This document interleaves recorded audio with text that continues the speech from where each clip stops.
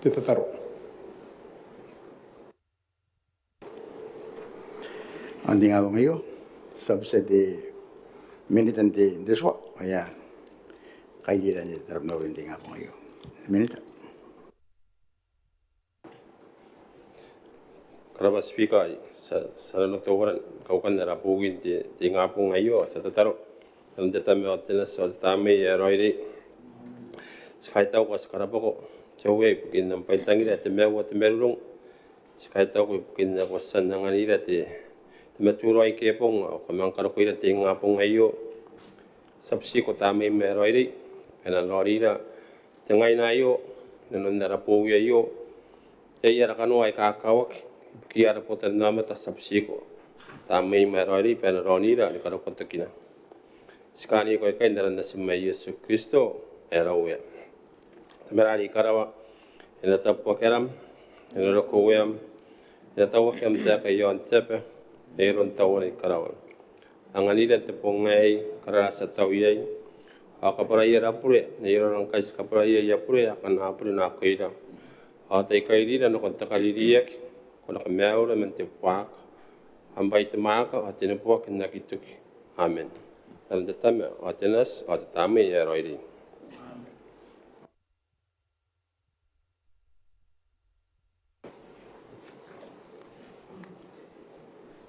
Tay pura nakin tayo pepe. Mayroong te government presidents at the minute begin the money of a period karikirek. An annual report the Kiribati Coconut Development Limited what nga wa mewa. Pa pepa nampa on the mewa kaira wa mewa. An annual reports the Kiribati Sports Authority what nga wa mewa. Pa pepa nampa on the mewa kaira wa mewa. Kundi nakin tayo pira.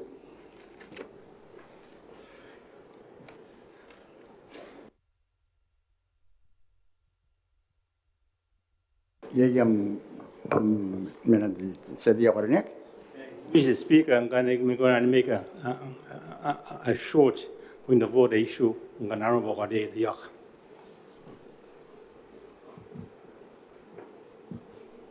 Ngayon, kanawa di sedik. Our point of order, the Speaker, the Omen, the BA, the debating one on one, okay? Okay, is sum up the member South Tarawa, yon na bill. Awangina, I wouldn't back out of the I break the law, I karaka out ay atirar ki sabay ake brinda titanga pa ake awanga respond according to the rules ki po ina kan respond sabay but 1 or 2 sentences akina itang ngayari angan sabay pa panatarak pa pandaki ate akinan ki introduce the bill nang ki conclude ayoni kay sabay pa yatay ya kanga pa no respond ay ito ba ki siya sabay ako rin taray to ko ra ki aki kakatani po ayon Payong ko na, pasyon ko na respond na kami na kapani ya pasyon na ko na andan respond atau biyak ifia survive ay usian ba teraja kita asne sungai tanti ba anak-anak araw pasyon an gure yon andau tiyak kora Akura pa sati ya ko ay tao na ko rin nga pari katayan darin suangat bisa sati ya ada namin apa katayan darin nukir raya na pir na kora pa di sati nam tatanan no sa kiki sabun busiran pusing kami tanti kaya arengan hampun ang ami meroro pandang ami meroro rai naron terari naron dari pun Kanoan dan pai ke kamrari ya ako ang kay ang hindi tayo kay nga sa mga pun bukini matay at bukini pa ya rara tabi men na teraki ma yari para pun tabi naron na Kanoan nami politics an men ya pusing kami an ka ko yuri na kami kaya gili kiti tawa no kami mati tenon man no tenon nine ang kanne sinano ko narari ara komite ta bisa de tasin paya karuara arampo ayo no kon ani panare may no teo ko de sajun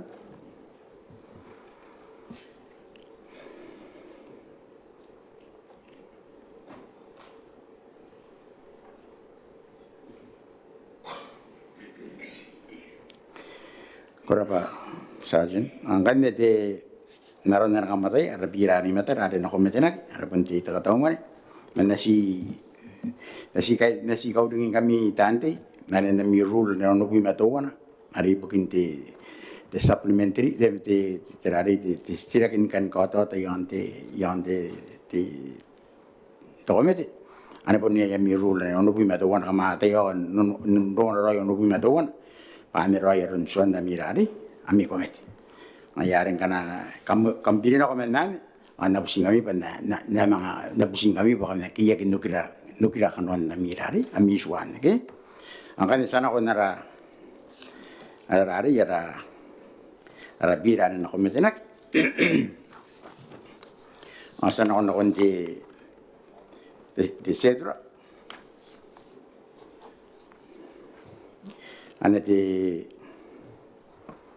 terapa tani mana ni akia tuwana, inta mai sani te nunga te milion isi bubua apgi mawanua tenga ni me bubua te ni bi mawanua te tara. Anak-anak wati tekan kota to yon nan.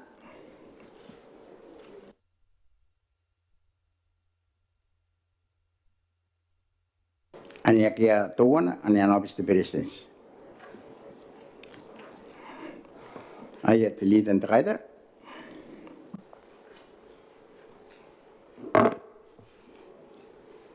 Korapa te speaker sa kami aurira mo anta meron teman ngapong ay sinapenin me auri. Auri. Ata te tawanara sisiraki nikan ko atairan na nakatauman ite anobis te belestens. Tai ere kere kimete Kanoan na arian output. Kasi yara sisiraki ba ipo kon na output taika yo inasipo kiran nikotiare energi yai te ana kapenmani bukin te disaster risk pakanga sekinorian skate nikotaira na penere ana narrative sisaki ro yete be menaya era tangkanya kan sisiraki on te iteran te nanakatauman ai Kanoan na anawa kite mangan anak tapu ay bukin te teriri kaya narok. Ito ba yung tanya te Korapa te speaker. The business.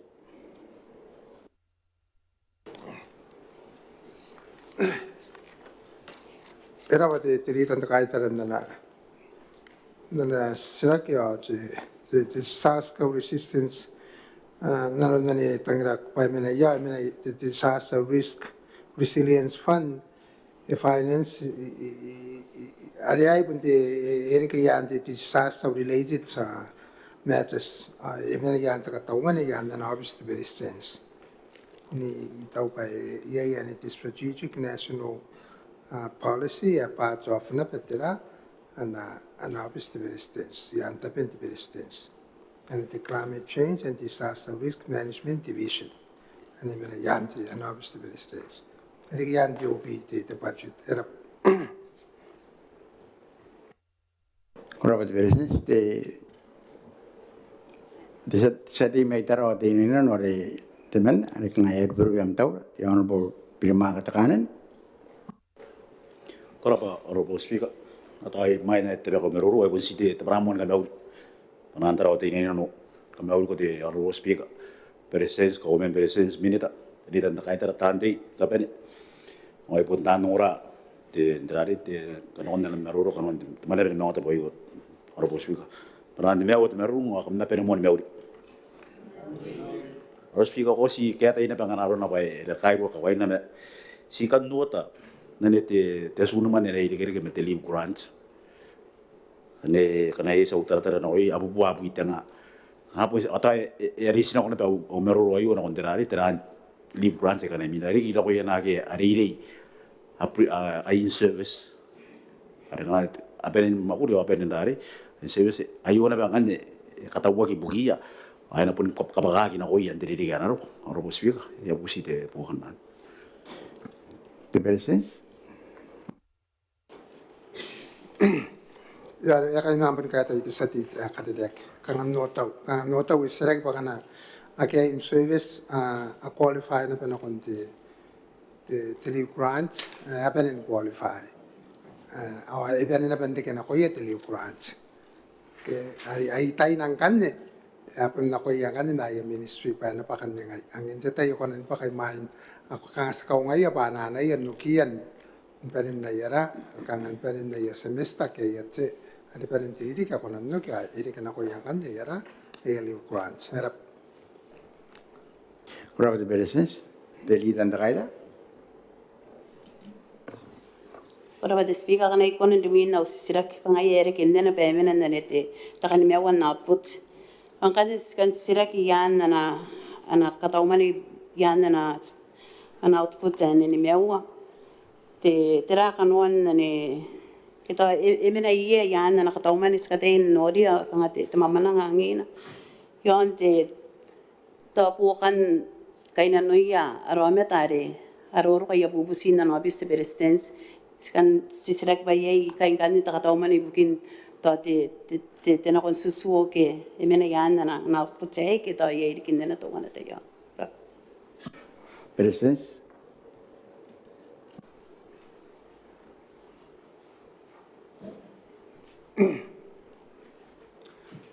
Kabarate burin na pusati pa isto may nakarautan ho sa tiya edi naman ti tarawati ni no may mahin.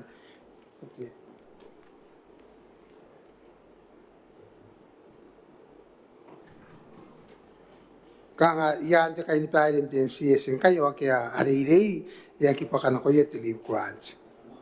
Okay, lalo pa kayo mawon po kam sila na anya ngayon nasika sa pa kon ta kay mo ti te kaya career ika kan ko ye. Ang kanin napusangan ni tiri tan ta kay taray ka para puro pare ke kokot sila ayan kila kinabete notes na yan mga minowiyang na kon notes ay na kana ko ka kari kam sila ko yapsiko. Kurang the business, the leader in the rider.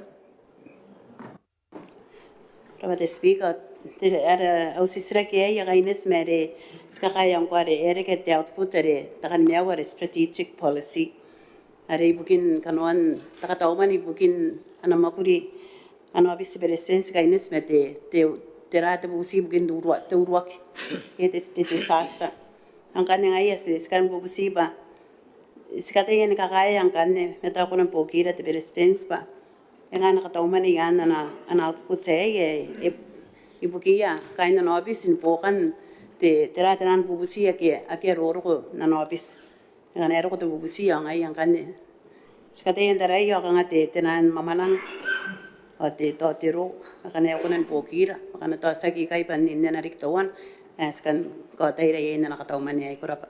Iya, berapa the rider, the business.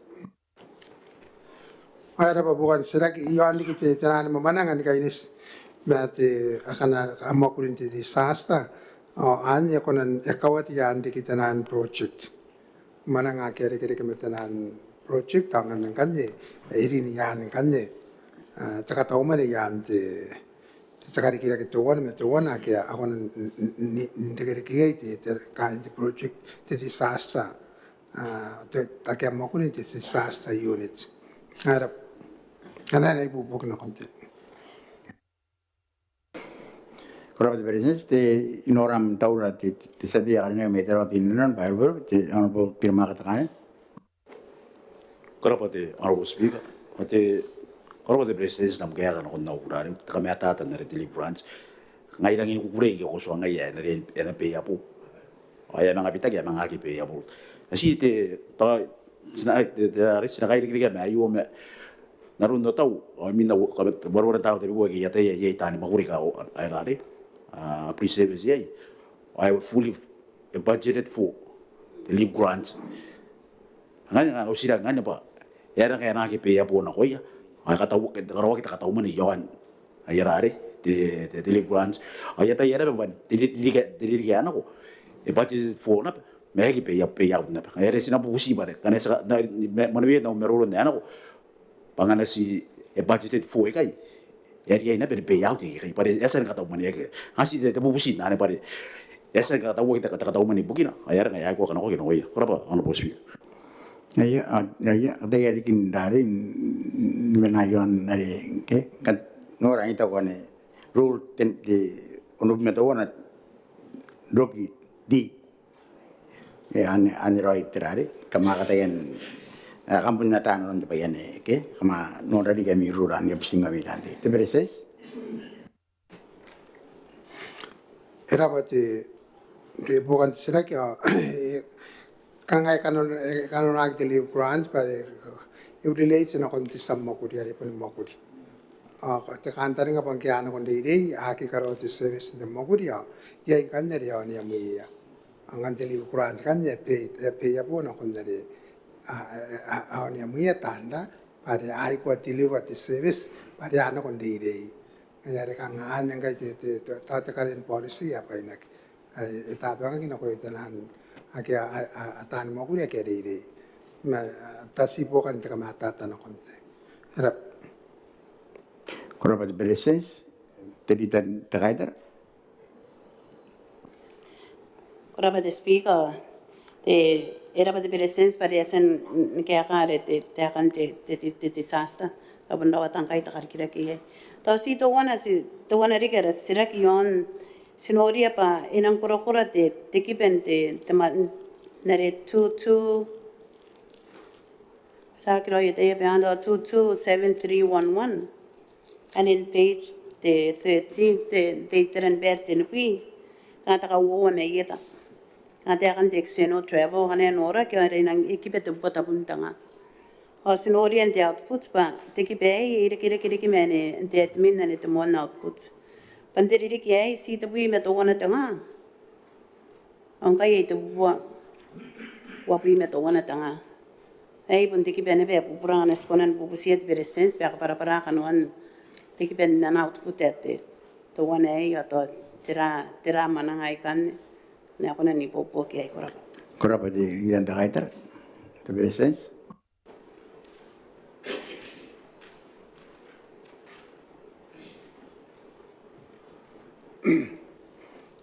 era bate kanga se kaya kari ngana ki ya you know what meeting ane ina kayak inte diri ki ana rok ke are otau yai mane na kia yai mane na kia narum nane er te ngai ta ko yai te increase ane te ni buat apun janga ke anya ni bondawa te meeting ana kayak ke pare yai kan mga tirani ko kana mga didena era wat te meeting era pun kaya te shira wo maison ni mau a tenu au ono ke au tenu ke au ara pun te meeting metenani ko kan mga rang dawa tari kina kon pun te meeting o anen kan tera kan ono mai sendi ki ko the regional or the international meetings saya asan nukurai anga pipai anen kan kanga pukin tera kan tenu buat apun janga mari pun katiak bate pun orang nang kan air kita mawan kaya kia pun kaya kana na kirek ar kang haji tama kang haji baik akaroi kana era ina watu meeting kuren kana ko minister sa related ke ministry sa related na kon meeting an kaya era ngiwa ang kai kinaki ni kitipes ya kita ya pa era era ngiwa ang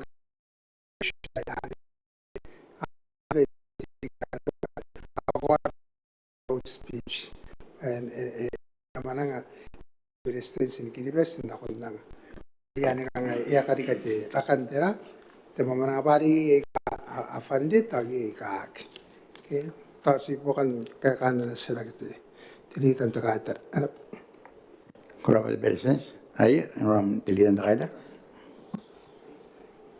era pati presense na rang ko ngura na bang kana ikonen deke aran roi ana Boowi ai kan me ko ai kan te ya tilitan teraider te nora di kam amrul ani bisikan te Kanoan sirak yon te nan min te ya era pati speak ata ai si eta ya ko o tara pare Kanoan te ai ka kinne bete te si sirak de detail kan yon te ware te breakdown eta na si sirak but the breakdown o tera Kanoan kan te sirak na busi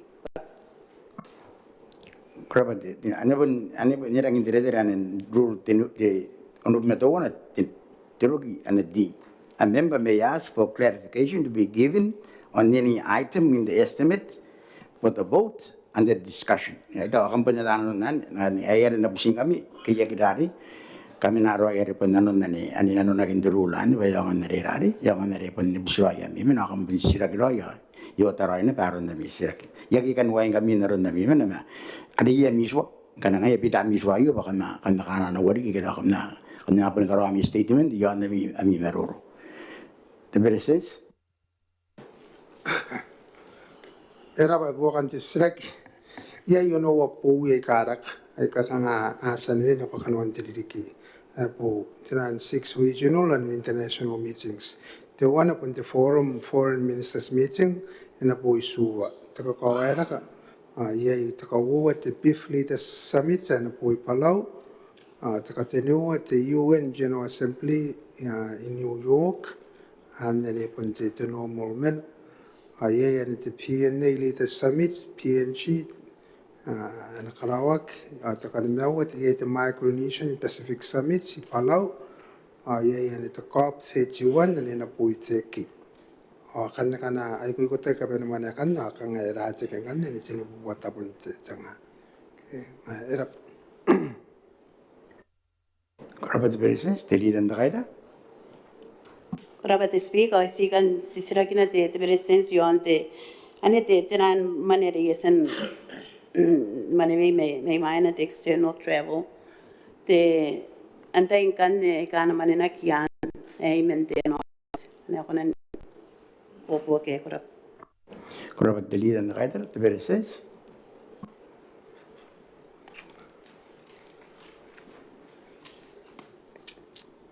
Era pai kana na manena que me yan te habis kan apun nang te tai te Palestinians ma de ya ke kana ye kan na pen te Palestinians ma kan na pen te ye ke ake pun kan na sim pa de ye kan na kana men nobis te brisman na na pun manena que te habis en brisman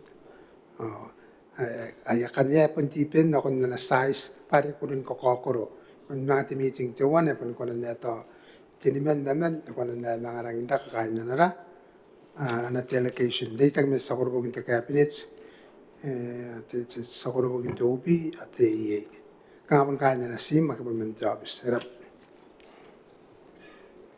Kerabat very sense the lead and the rider. kurabat te speaker ta pun si te kapenen te sirak Atawa ingan na irekere ke mere an officer at foreign affairs. Ano kan tokan de Palestinians me nakabel man ya ki mina yan ana kataw man at foreign affairs pa yapon mina yan te uping ka yes utawan te yo. The very sense. era pa kanga te boro roin kai ka ngai kana ya bunda na kun burin ka tore de me ya manena ki te foreign affairs kon manena te ticketing te petium me na yan jobi mga konan mga manena te ticketing jobi ay mga manena ri me te ngai continue te kantoka e manena te foreign affairs te petium me te kapene mari kita pe yan jobi era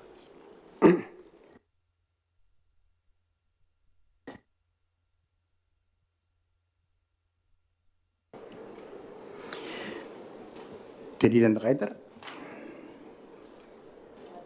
Kurabat te speaker ta ay pun si tabi wali ka au sisirak ato wana yon na te ponte sa tayo bare na pun dia inda kaskanda nga tira baka nga sunori na be ban output ye kanan kurako kibera kira kai ane te admin na te one no te two pandiri ki yo ngan nara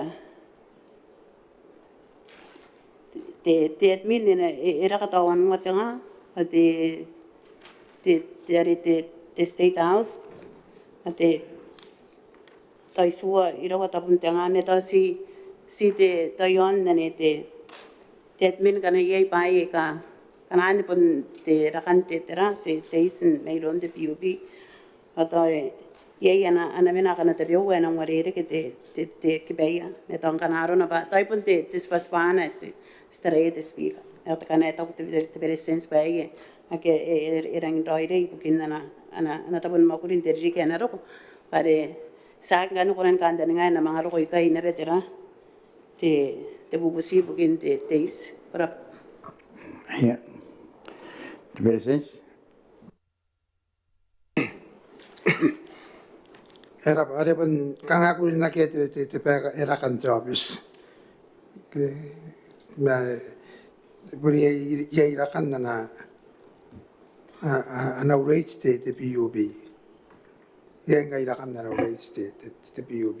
Era kan kai te mita ngale. Dena makai na ya ro ko kai o no ko tanga wani buat wap mes one month. Kang ai an kai te ki pa na te new rate. Ang ya kari ke te rakan tera. Ai to ba pun saksi te to te Pokoknya misra ke experience rak to kang ay pun general te tau ta kan kapena pun rakatis. Na ang nakamatay ay rakan na ng rates te PUB. Era Korapa te presens. Ai te taring da aida. ang ganda te yon te housing assistance kanga me te iteran pe ane wawi merwai wa te speak are ai to wana te mena te kapena mani bukin po kaya te pamena na yaus po kan po na yaus ke economic rent si bubusi nga na ko na ira men kai na nobis te belestens ka yaus te ya korap ira men na ya yaus ta te ya Presens.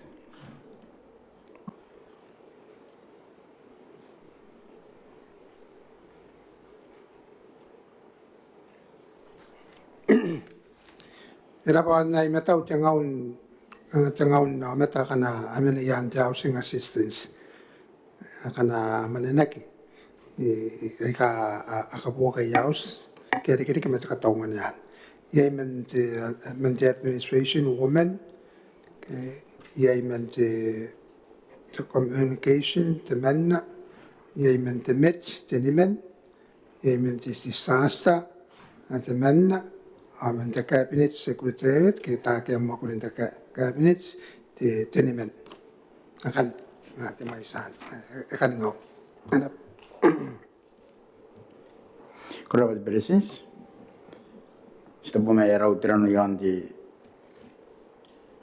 ano apis te presens ane di ake atawana.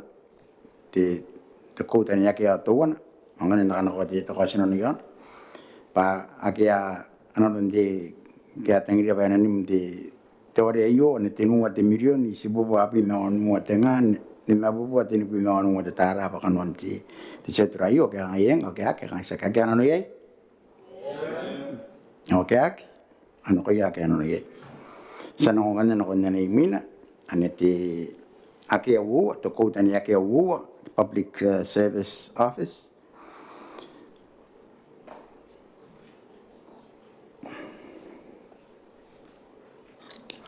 Jadi tanda kabarau te sate ya karena kita mana mai taro ati na yuta te ono tiri ta momen karo te momen ke kabarau te sate ya karena momen ke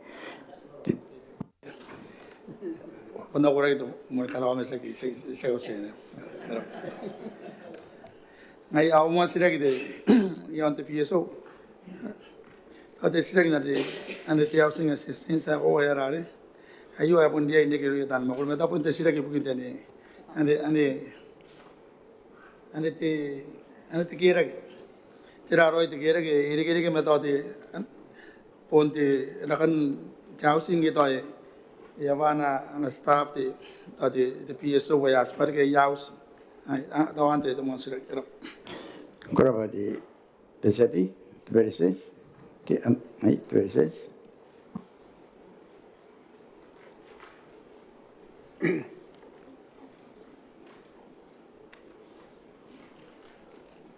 Era pa kanga te o tau ye te raka pa ye ana new rates te housing. Era Kurapa, Presidents. Ayat sendiri kaya ko rin ang metro din na ito. Masa era bani ko sebenarnya pura kita nak ibu kan tabur terari. Tera kan mereka na pura itu pun suan te sidak to ira wara ina tenan rating rente na house te house na po. Presidents.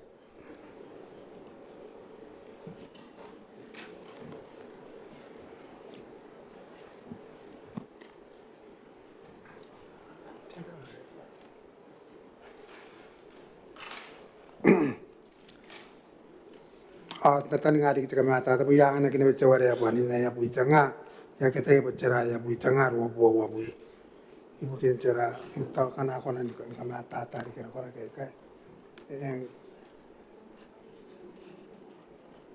anak aku nanti tatan ngati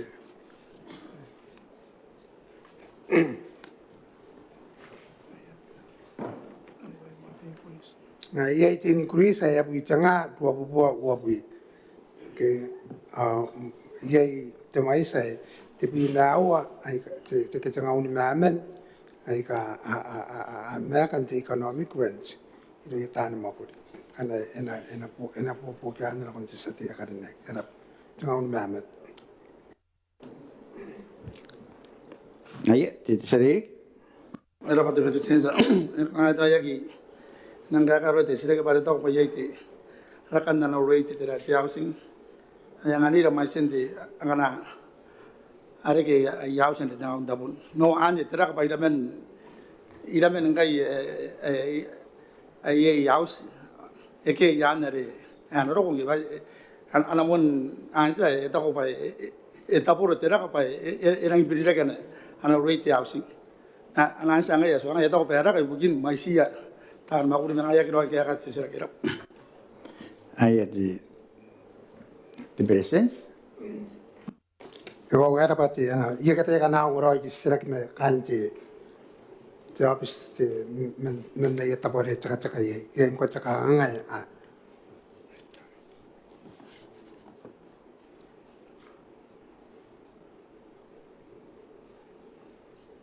ya sangkon nang ari maisia ke asanda maisia kan job sake era kana ko ye to rate to no ora iru kan job spari ang ya ka era ka house rent housing ye ira kana e pon san ke ka iru ara ka manganai akana era ka ira wetera ka pari ai kai ka kau pari kam na ka ye ni na puite besens tera nan pon na housing ang ya ka ka tin puisan ta na tata Kurapa di Presidents. Irari di speak an itu konan. Irari yang ang rai kain di kata kai kai. Ang rai di akyong. Nai. Sebesar di kain ra itu. Kam norari kin di speak an itu konari. Kamu norari di speak an itu konari kategori kindari. Kara-kari kita ngin, yang di official saya kami nanti kata-kata kayak ayah macam anak kan dari jadi kita kan ayah di sendiri metro ini Grab speaker okawun sila kita dari ani yon the temporary pun clarity yon the fika pa pun ke te bidaki as pusingan ataro yon ta taong na pare ayo to na te vote yakon lamda ka yakon ni ke nakana pun si the provision de na ke ro te basis ka tera roi are ana basis are the breakdown yon na 61 Ekangan ya pun nang sita pura me kanuan kai teraro ya kanuan ya pun nuki kini pengai ikurin nari ni sabun tangi doroi kang apa tukang ada yon. Nai te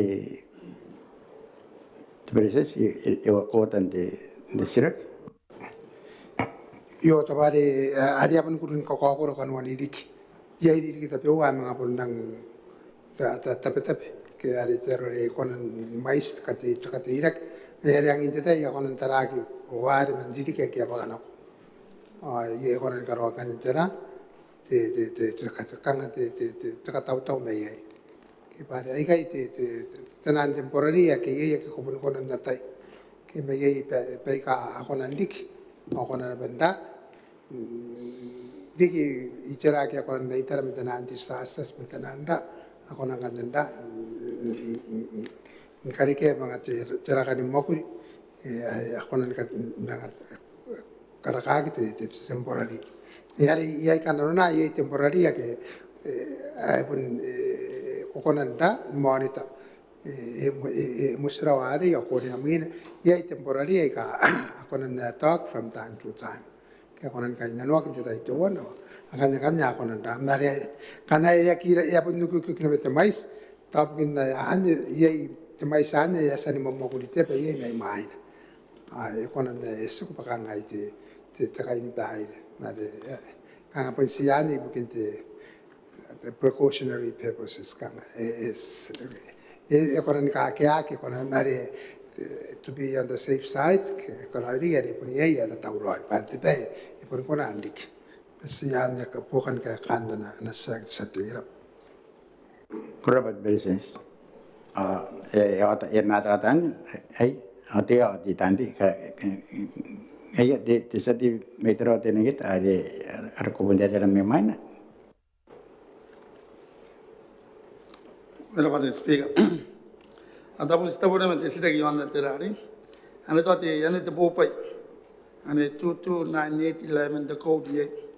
Tapi the same nebe question for clarification yon dewari. Pada ye tapi ko pai ko kapu ingai. Ako kena use for 2 to 3 years. Kita tu ada an software kita. Angah pun sedang kita basis bayar kita angah pun the same nebe. Awak tengah tani ko bayar hari. Ngana ko ada tu ada anggai orang nanti lagi aku agak tapi aku repot yang kapu apa deh. Tu bayar ko nak repot ngana tu 2-3 years saya sepa.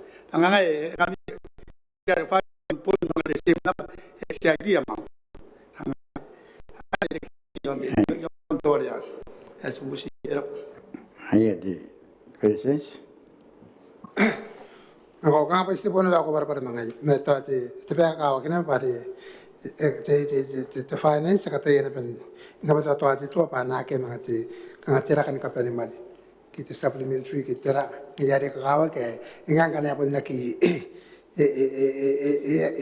inakonan ne kay no kita ituan ye kakawakin ne apun katawmaniek kanga pai ke apun dang essential ari akonan tuan te panjo te ane tanan katawmani bukin nakan tanan essential services saya akonan mangatari akonan mangakitari the market yari apun kakawa ke na ye tira te katawmani stand by bukin katawmani kan siya kan ko ay sa ko na ya kan nanon pa to kukutan ng am taipora ako na sukuni ban ari ay mga ako na ya amang karina niya ite babae dia po ta tiran mga karike ta service to na po ibugin po kan te potan namit ay ake ang ganit te pa ni makuri bukiya ay kangapay kan ni ka ko na ndik apun didik ya dia kawan pana ini betul kata umani binakan.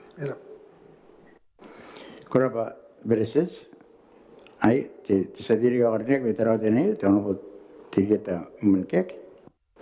Pasi na speaker era pada business na mata ta era pada tapun ye gara. Hara kanta ni ngasata yan nugure ma. Nana ko ngana de local contribution on the development. Na ko ikan kangai au sidak yon te warani ani ya pun nang daka yon te daka ai pun sidak ko nana ko bugin terang ki yarang ini ki pa interi ke yo si wabu ko tapun te tenga ai tunga tapun te milion kan interi kan ro terang kan are ya pun nang kari ka terari pai pun sisak na tamon jadi kan ko bayar ke pun nang pakayo Business.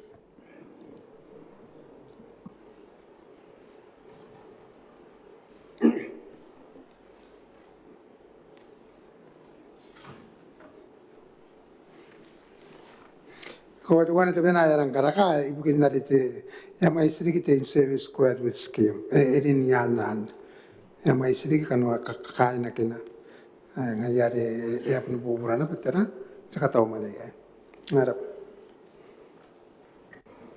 Kalau berisi, tidak dia orang ni kita taruh di negara, orang tiri kita komunikasi. Sekarang pada di presensa ya temi tu ada graduate scheme apa ya rata ya penyetai. Yang mana si bundara di page yang 136 yang ada ni budget. Aku ibu ni kari kata reka. Esu pun naruh ada graduate scheme. Kira kau nak tahu itu satu yang mesti clarify kau ini di tabus dia. Si speaker. Ada ikata yang inakon na titiaw de estimate na rete. Ani tawon tabun de million bati titiaw na mina derari. The local contribution on the development. Ay isisira ki ontifikan. Ani tawon tabun de million. Ay ngai bun kaira de business na kona pasna. Sinatera de nan breakdown na kana. Ani page 136. Aw sira ngane rai. E boni kari ka de increase to overseas training or the overseas training at the short term and long term. Ang nga sinabusi the justification no pun nak yang kay mga pasapan ura ki diainan. Dili ka no ko pun kakya kita na training ayun dili kayo. Berisi.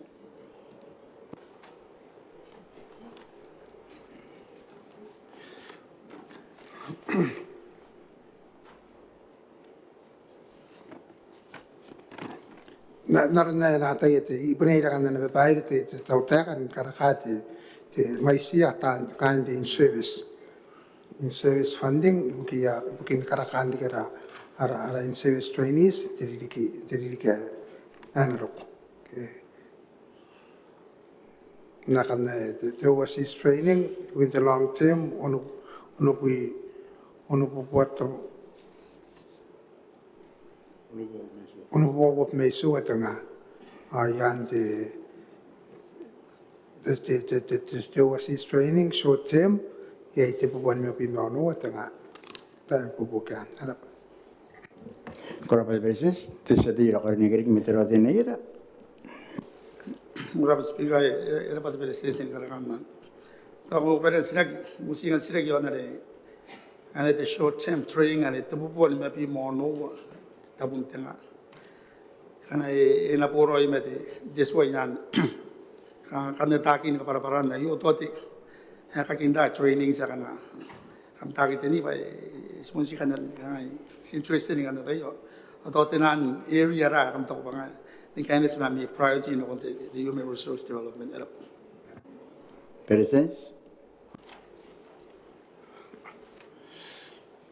Aira te ma ina short term training upon depend yan kay nalun te no kangate te mirai sang na pun kari okay na pari pun na kay men na ya workshop karong te needs analysis na ta ay workshop na te taban mo kuri te be so identifying and nan gaps ye kita nan long term ay kita nan short term an nga ni base nga ni ay tena dia ka te short term training akena pun karong in country ke ay na pa akena karong overseas narun muin kana tera the priorities akiasan accurate kiasan boroi ye the public service mata pun mo ko ada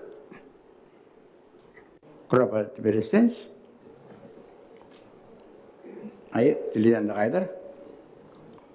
Tapos si sira ke warere ke pasinoria pa ano abis te presensa ay te PSO ya kay nanwa rakan na nakatauman yon pontes ay te tangay sa dayas kandan ngay pa na penin niya itinanda kami to tira o akia to te sere pen nakira rakan na ana manin mo primes kana ako nan sika para pa ina kaya nakanga kain tikidakin pontes korap Presence.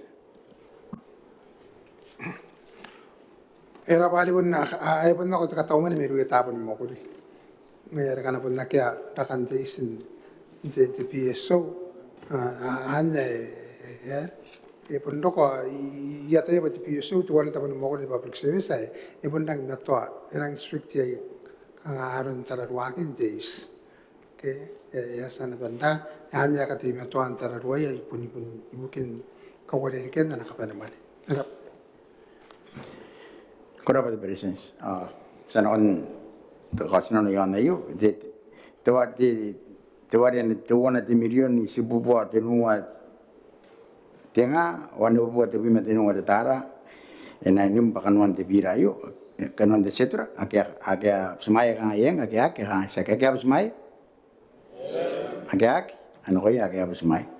Sana on are ane te kouta ni ake te nua te judiciary. Ndawari ane te nua te milion isi bubua te bima to wana tenga tene bima ua te tara. Ake akan kokota yone. Te stai te mina karine may makin honorable pinto kasa.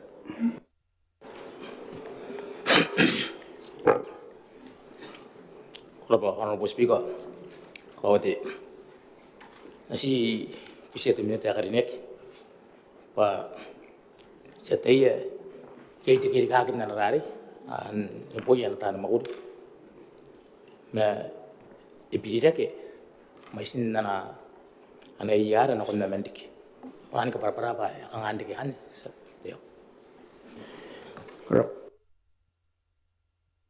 Crop seti te minute te swa honorable Martin Morris. Erapati sabai no erapati takan kota te main te sati ni mai makin no ko te salaries ada ngai ada pun kosa ada kana ka suri fe no kon te yaro ye tanan post e kanga au ai kana alin te ri ke pu mai ada yakonanda ni dota te KPF mate salaries ngai ye te ke kan de na ka to mole te Boowi te yo tanan post kana penenda specific on te yara kana ipu po kan sabai rap Kurabat te minita. Ayah, karena napusing kami dante, karena kami dia kami kamapun tigtawar kami pa yan imata may makuti yan. Okay, ayah te sa dia korinek. Kalau Honorable Speaker ako sa sida dari koti. Yang kau yang di serari, era pati takamata meron di semeta kadinek me nasi busi yang kan pa setaya ikira kena bam kan makudi. Kaya naruna yaman kaya yang kan aku mengantara di housing assistance ya pakari me tibi tabun tengah kang ako na nang nairi kita ko para na kon man pa yo ba idamen ning kay ka buo kay house to nakana buo kan nairi kena pa house kaya korap Kurabat te sati te minita. erapati po kan kamera to po wan yang ti bugin ti housing ti ka ke mati te menara church ya no kon te ta house kan te anau sari ya kira ti housing ya ina bati te menara senior staff to yasan musro ngan soy mo kai ana apu kan soy mon don tarak kana mga ton ti ke apu kon mga tarak kana kon anda ni mga karike ke yaw sa ani roy bun bugin ti ke pa an ta mai ning ti na mo to takatara ti ke apu prop sa pe Kurabat min ayah sa diri korinek me makin. kalau Honorable Speaker kata gue kita timnya jangan kita nurun berapa me terus yang kondi kari mina kan itu Honorable Speaker setaya payai wahari nurun dari apa yang saya kena kari hanga ay wahari na payah kapan kan mana makin apa ay spun sih itu sekitar itu nampun sih itu timnya jangan ini kari the vote 22511 joint equipment panteri di kana ko panteri di kana per me main ho yeti wise pun sukura beneran isi bime uat tengah tene buang pi karena harus apa itu urai ro na the breakdown patera equipment ay kay Kurabat te sati minute.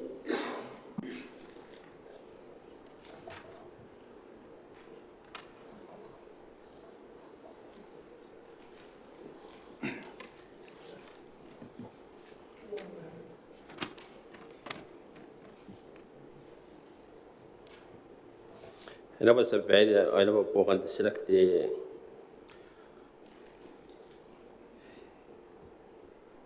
ada kana ti kumben dari isi bita pun jangan te no te ai metaus tabo kinta yen laptops yes ta sakal sa mga yaki make sense met laptop at equipment laptop ni angay ay kay ibu kinte te laptop mungkin te jot mungkin te internet mungkin te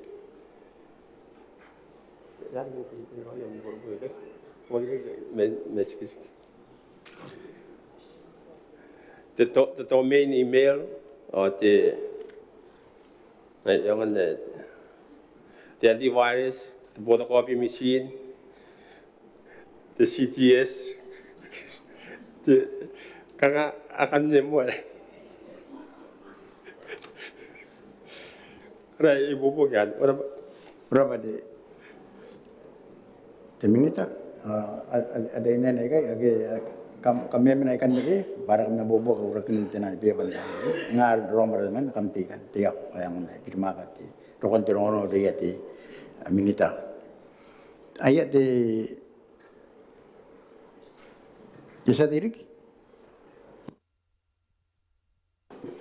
korabati ang bos pigo ako kay kata uri ti minita ke hari bar to ban naikan ne ware ke atau irong na me sinabusi bare kanga narnes maroro kini mai kanga to laptop ko na su to non tin ngote di ki awu ki te tenan darik ada sen kon kan nyari ko mga kan ko mga tipi dengan te sate ko korabati ang bos pigo ay ka para burang araro pa itipit me ako sa kon nari minang kan te ang bos pigo hari the vote are 28112 22812 adi on the internet fees en pasinori na bangay kangan katwa diriki ya ko kina pa mi wari on wi tanga sete yang kai pa yai te kiri ka ga rain kora kora sepe ngai ri sina busi kami ata to kana kon ande ban dik te breakdown ba kam te mana kon nantai service ra kam te mai mi internet te yo rap berapa te sate te minita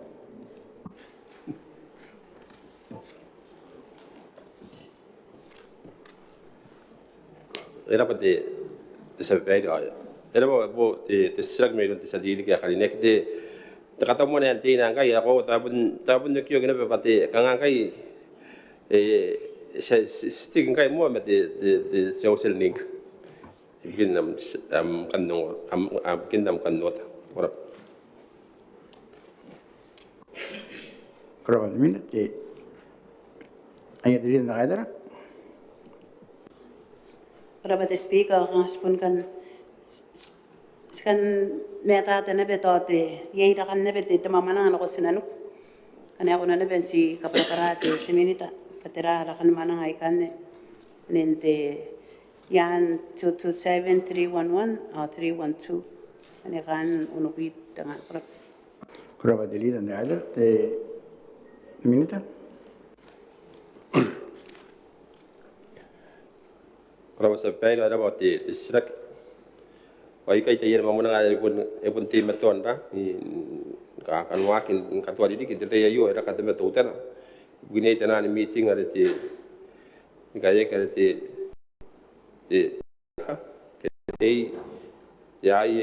ACA, ayah ti CMI, CMJA, ayah ti AWJ. Ayat PJSP, ayat PJIP, masih sedikit sebenarnya Kanoan tanan mau mana nggak kanga anak di Arab atau potakin makhluk itu mungkin ada conference, berapa sampai? Berapa minita?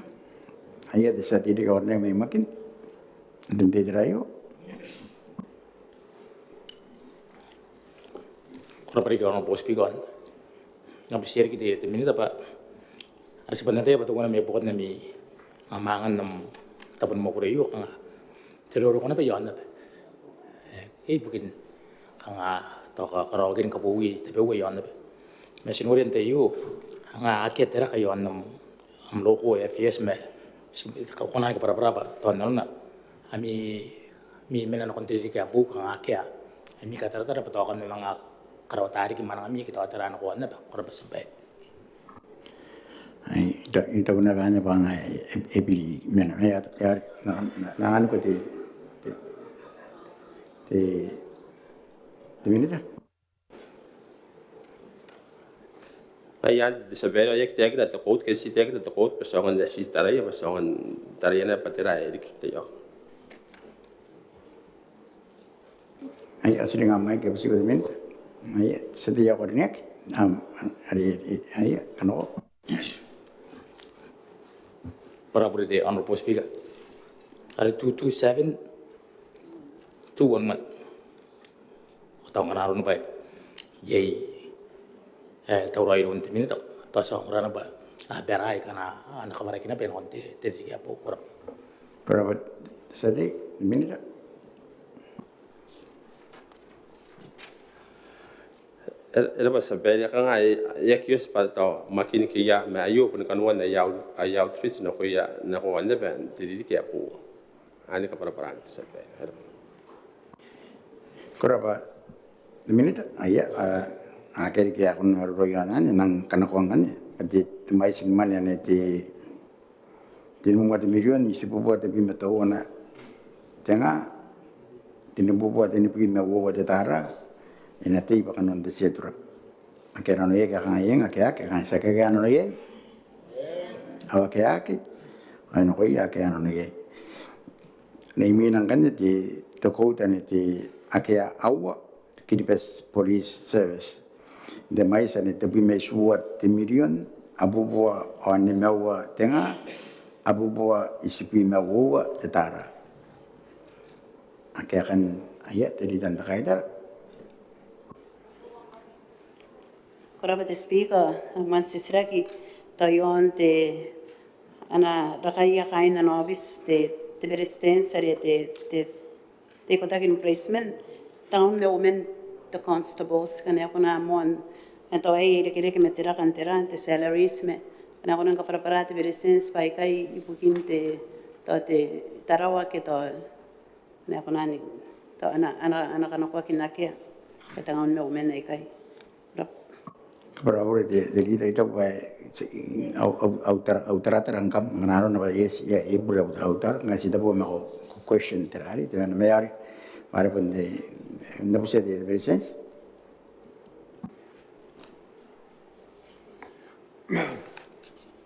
de are ane de mais sinta bang akbare ekonomi ye ka mga kapaniak kononia ika resign na kan kai ika na pa ika resign mga pilina kontak to po ke ano apa resign kina ai mari ke ya new opportunities ngaya ni akan tapo ika akadira ke kunen muia anga aki ye ika na po sumuti kwat ika na ana ipupu ki smes ye ni pa kana ana ipupu yo na bumakot har kana na ipupu na kontelita berapa presence jadi dari kita kaidar Koraba te speaker ya kaine sa au sisiraki yon na te rakante te pakapay wapot te no pi me tapun tanga tawane ai kai kita sana pun bu set presence pa ya irikin rakate poya ka apo wai kai ya irikite te rakane ang ay pun nang pupura kaya ya ina pete kana sekarawan tera kana ako nang si popok kabara para tera kan korap basis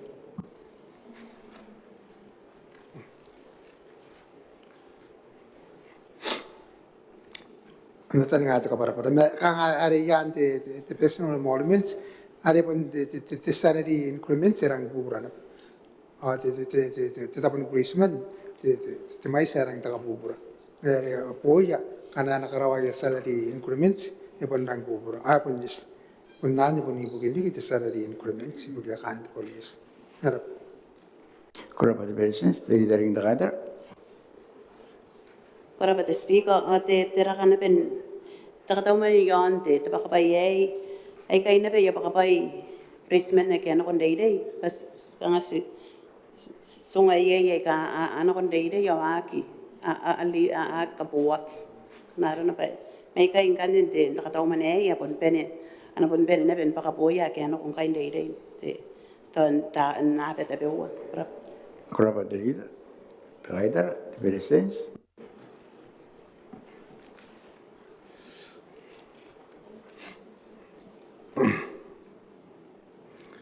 Ngan yung gote kaya kakangabon taba nga kibukiyatan akiano kon day ke men nangoray ri yan ya case placement kana yay kokoron na yara ya patin tapatay pun yay te agreements ito be wata pun mo ko di pun apun akaman tawray kanga te training agreements ba mga ya or yay na pa te pwede na pa te bond esa na pa niya pa kanuan tira the policy. Iri police man kan kanana kon dei at ime to ande ke poia songora so mai pere mo ya ka police man.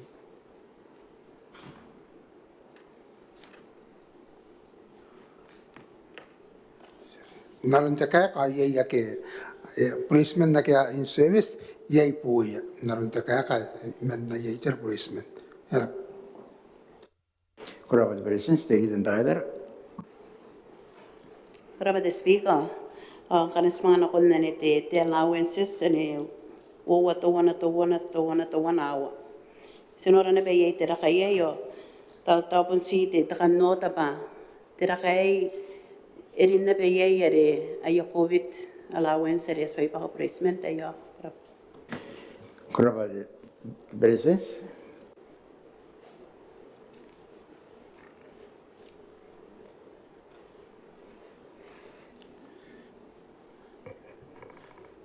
Ay, ang dataning ata kaya naroon te kaya kung konti, menetang dito policy on the COVID. Kaya inala mayroon di PSO. May tsaka antaning nga ba, tsaka tauman pun suku bata bentera, tapos placement.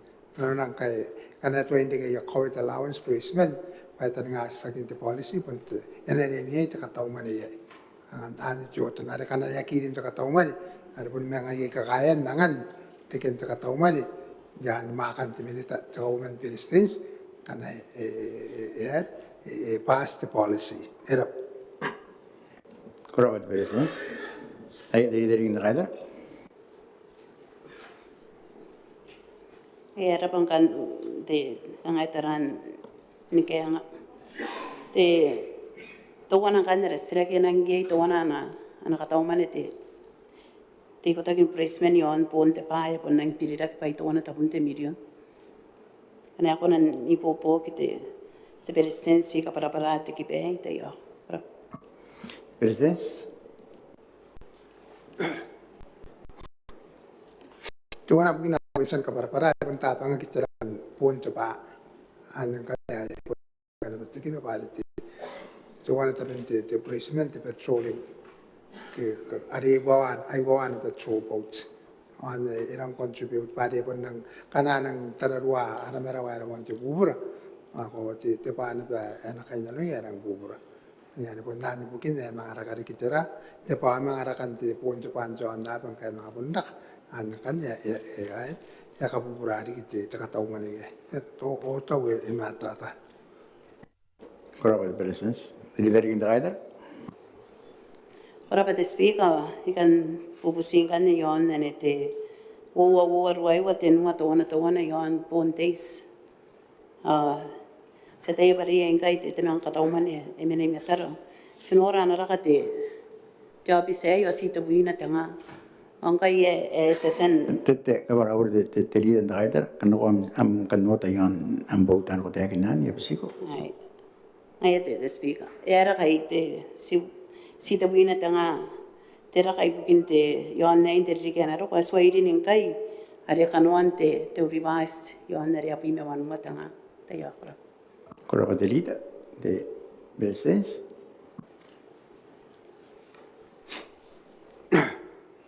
era pati kang yin ko ati yung kaya kano kung nakanyan ya kita yung debate sa pari te wana pun contribute na kon pontis tenan way arang dan oi te kan tani ngapa nang na pun karok tu wiring ya bu pa at taman basement tu wana ta arang dan pe tu wiring ya ka ngaya kal makina pa yang inti te vera ai pun te rakan te mita ya kon ai pun ceraran pa apa nang mena waya nei tawan yang kan ka bara ai kon nang na kon tera te lidan te kaita era pan ka kan sa Berapa di business?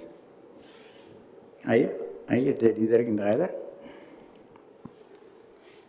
Kora pa te speaker, sinoria pa te mane e mena yan te admin te one. Kaya ta si te ai kai na pe arin na pe ye te spaya te nan station sa kanaya. Nakabuanga na te is kora. Business?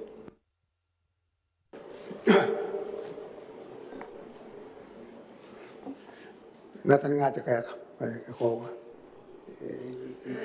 ya kirang family na pachiching te police natakan tani nga pen centralized nanti kwata para pun situana ya main account akya ya accounts na ya divisions apan in mena ya do one the top centralized sana pa Berapa di business? Ayo asa kita nangkan ayo. Ane akiawa sa kana ko to kasin ni pati temai san tebi me suwa te million abu bo ani mewa de tara de abu bo ani mewa tenga abu bo isbi mewa de tara en ti ba kanon de setra ada na ye ke khanga yeng o ke ke khanga sak ke na ye ak an ko ya ke na ye sarang wan ni ak ani mewa the public service commission ntemais abu bo wa nuwa tenga tene bubua wabi na onua titara. Oke akan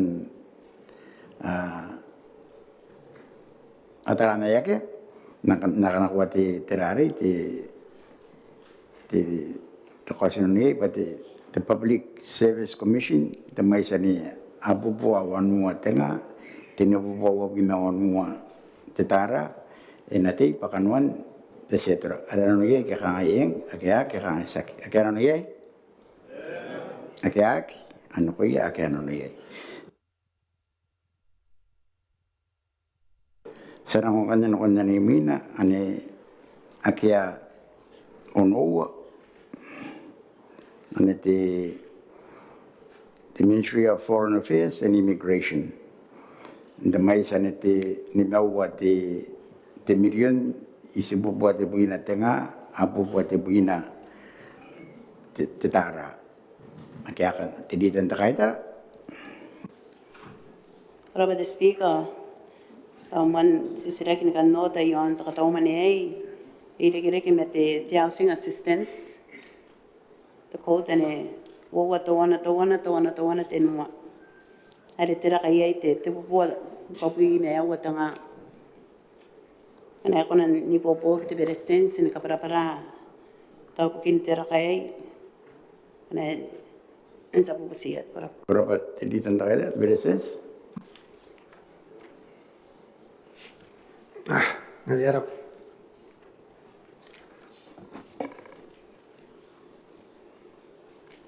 ngayati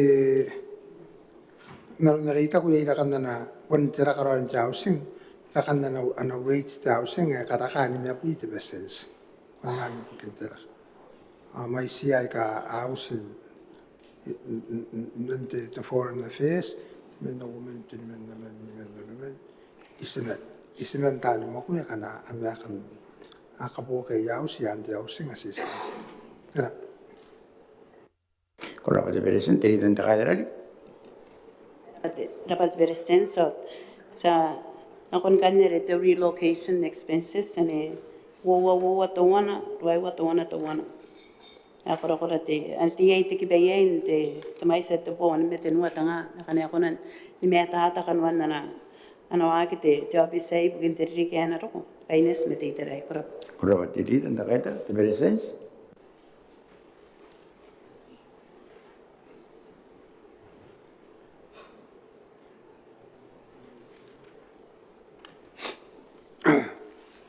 Ako i takantani nga ba ye te ambassador may sign ay pen na contract nang dia ni pen ay Kanoan diri ka po ina pen ni May ya takantani nga ba ya na dia nuk ano mga ayan kan sa katauman ibukin mga te ambassador po may na te ambassador po wali ina na kon men na New York pangkay vacant. I won't kaya ram na I vacant. Upon in fact continue. Kaya pala ito one area Brussels. As why na ban kain na kabayi ani sa kurbo ani tararway. Ngayari yung kay kangat tinuwara ta boy kaira. Ay na ba ti plan ibukin kanya no kin na ba ti mission. The one area in New Zealand na de kang sana kami na New Zealand kay Australia. Ada ni Kanoan jera the plan akan na ay katarak mo ang kay ay kana pandara existing mission ada New York, Beijing ay ka awaken kay ro na ba ni BC mo sira ang kay ba na ba na iba na ba na contract ya ko na ba na contract kaya ba ng kay ko ro contract ko ada missions ada Kora ba presidente leader na kaya Para speaker. Ang kanay mga usiete berestensi yon na ito manang ano ko sinano. Ay tira kay bukin tiri kaya na ro to buwan mi ako tanga. Yana ko na si Bukira na ben kaparaparaan to yey na berakante tinan kapuno ko may sinano ko ni katabi kete to job ise. Kora ba ti leader presidente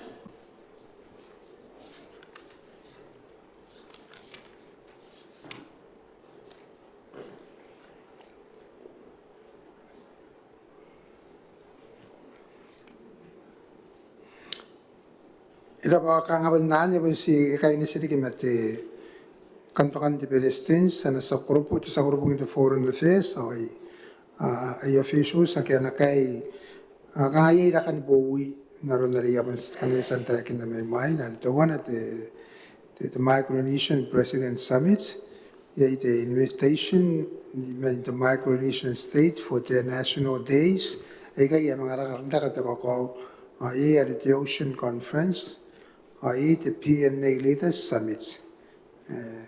Ay kan ye kapuntanan Kanoan di Boowi ay kadak. Ganap. Kurabat presidente leader ginda kaitara. Para speaker. Sama na kon ganere pontes sita bona pe. Te ano bis te berestensi at foreign affairs sa kaya na berakan ana bona nice. Sinabubusi kana kung ano ben ni bobo berestensi kana ron to ba sita bona pe ime. Te BSO ke terate taye kir ka kin na yo consumption kora. Kurabat leader presidente Ngayon punti to foreign affairs punti taon na mo kuliya wari kaya kilang bubura. Apon nan yaki ayarang men kangayarang men adik sarwa kirik ke kan melantes ke kawan nan era kan kita tararuan narunte managing ara electricity te data kinam te karawakin janan passport akatakin managing pada printed tinap janan passport akatakin kanda agay ngate digit immigration assist the passport fund ko na ni bubu kinto niteran na immigration na the passport fund ibon ko na kahit taray tabi ko pa naman yon days harap Kurabat berestensi terana ke sang no kung kano ko sino yan pati makuray niyo no the Ministry of Foreign Affairs and Immigration in the Maisa ni Mawa million isibubuat tebuina tenga abubua tebuina tetara nanti pakanuan etc. Ada non ye ka kangayeng awakya ka kangasak akya non ye akya ano ko ya akya non ye sarang ko na ko dari mina kera rapatan mana rimina na akya isua al Ministry of Culture and Internal Affairs. Ente mais ni awa te million te bubo wa bima te nua tenga ai sebua ni pergi mawa tetara jadi tanda kaitara Ora pa te speaker sinasi kan pubusi taka mea tata yon tawana Kanoan na tenan subsidies ere mei nano yon te support grants takana te mon mane 263120 support grants akana kan pubusi te milita kana yakuna si anganira te breakdown yon ana warere awa te million awa te terana te million korap kurapati jadi tanda kaitara te minita ibukin te culture the internal affairs the honorable Harry Kais Rapa cerita nanan tangira te takani kami tata men nana itera te temsia atau yo andi te kuransa ada te kuransa ande pun ka pun semakin aku na makurun kiribas ni kapene ki ya council atau narun tangira te breakdown yo na atau ikon nanga te ta potan mo te mai sari na kuna kon tanani council ang kanata pun tangira to wana min to wana mga pun kona na pa kaya kayo na me narun na bini matawa te makin te bubuan me pima wana tanga ro bubuan wana pima wana tari wa bubuan pima wana tanga at pois pima wana te marakei bubuan te pi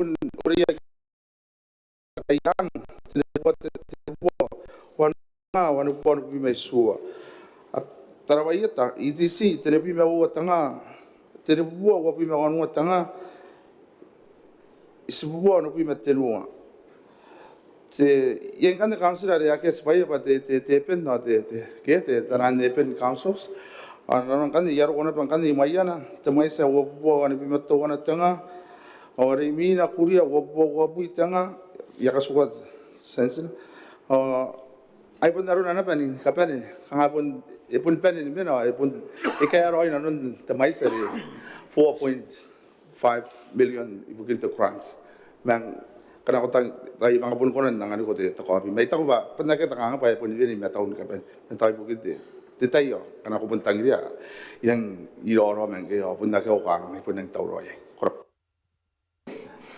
kurapa te minita te ditari kinta kaitara kora pa te speaker ya kai ngai ngana no te minito ya kina ka beniana ana wara me ara ire tai ira ra pa pai ana ani aongo te ben spai ata si te pone be usi sira kina re mina te speak te ani yonte ata yo kona na penda ni ka para Kanoan kana ta te ra ai pukin pupu kan ta kaung sira yonte ra ke ana na pusia yon ne wo no te nua to wana wo to wana berapa tadi tentang kaitara te minita de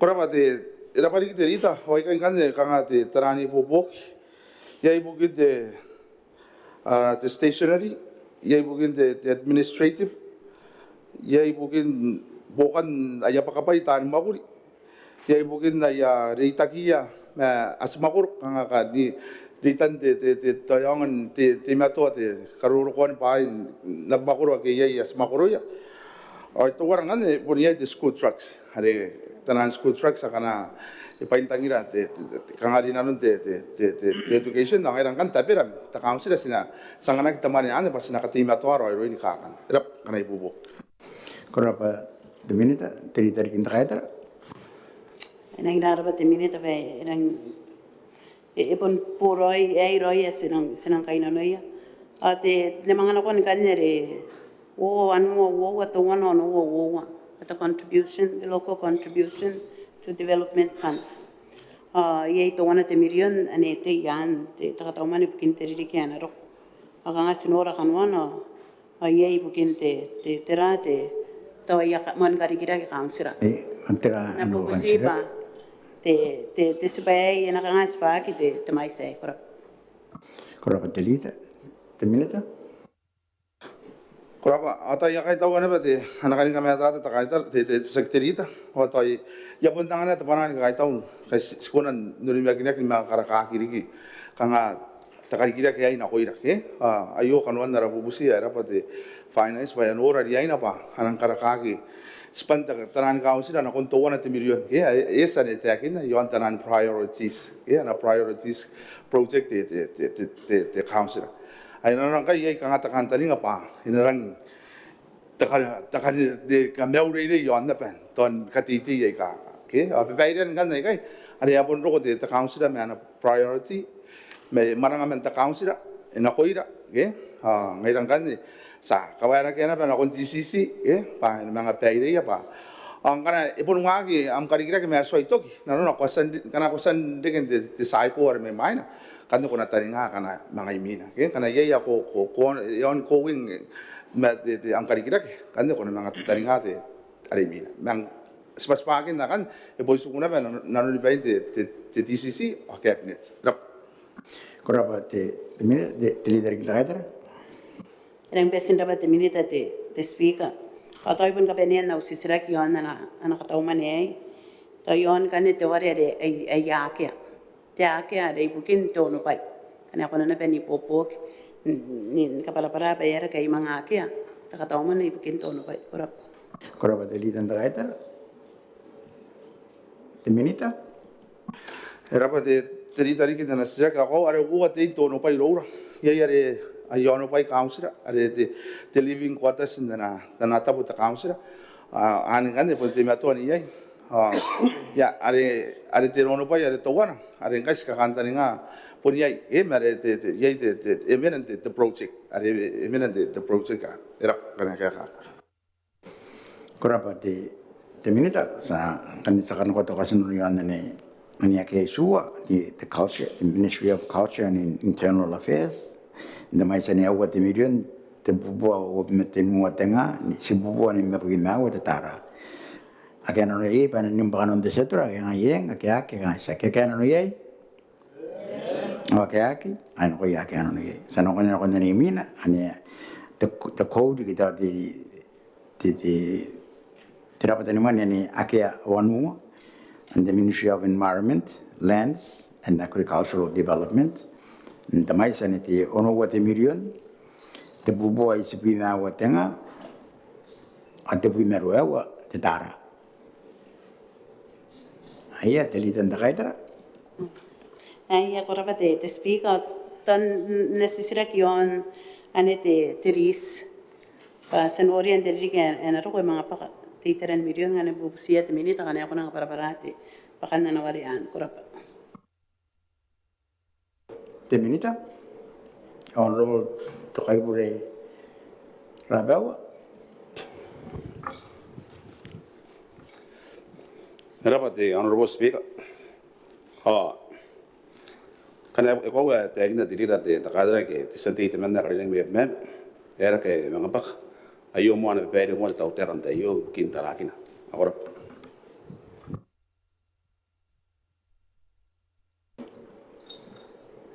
ayat inora te sadi mena karine ke menonos on borgere mi tapai Yon na tan sa gaire. E pari to te ka perin pa te dis. Ke e ani mai sa se ngata woki. Tira roi bukin te ke kaki. Yon ta ta mo ne yo. korapa te sadi te minita am dan daur te sadi te minita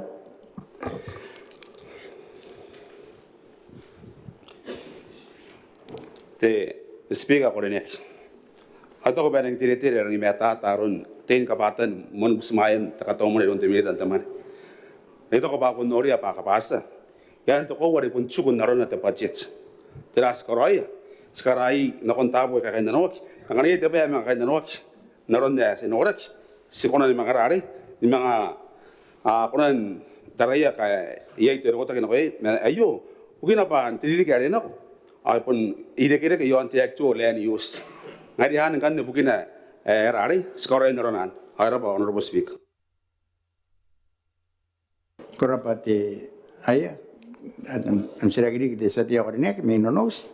Ito nga the issue kawa ki Boowi kain book survive apun ngai survive secretary pa ito wayo ki na au siya survive mo yan mo sino to teka analisin apa ke me yante Maneaba yan te kawa Maneaba dati tumanta yai ibo ko nayo kaya Ai di minita. The Honorable Speaker, ito ba abon di sati abon mata yo ya paran ka uwi aron na yon tau tek ai to ba ye de policy ke ta kan tane yon de bobo ke tana ndari so aron ye ke mate te waisa mate o ye ta ka be ye ngai ye ke andre ye te bitak yon te ris na kono Maneaba wabkina pa araw ta boka ke asa ngana ke to ba abon tayo de sati ya ne ka Honorable Speaker. Kurabati minita ti satia ko nek me taro tineno ke on por firma katakan. Honorable Speaker, to pun si de minita si kamata ta roi na kirikagi ariasan pakan no kontiman nan tidirikiano yo ke na posu na rona na kiro ta kin. Honorable Speaker. Kurabati ti sati ti minita. Era pate Honorable Speaker, ako na si Kokari ka na sila kiti sa tiyak rin yan kitang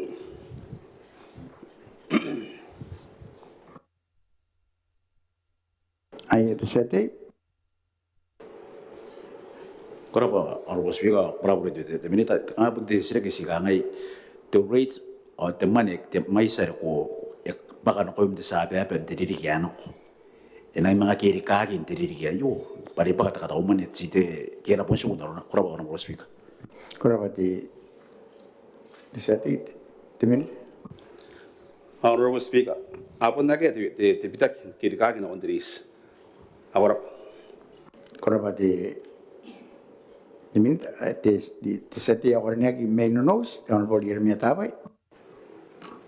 Itu ay no sa variant kaya pa meron sa taya ay ano mo sinino sa tawteka analisin tapo kay Jadi ya pasti usa itu kan ko mga sisira kiti ako yon di tirari di tebau tanah kan meruro yan ya pasti ko di sati. para ngai para ari po yang ando ko daw siraki yai katakin kakoruan niya nun temus niya no ari intifikayo kaya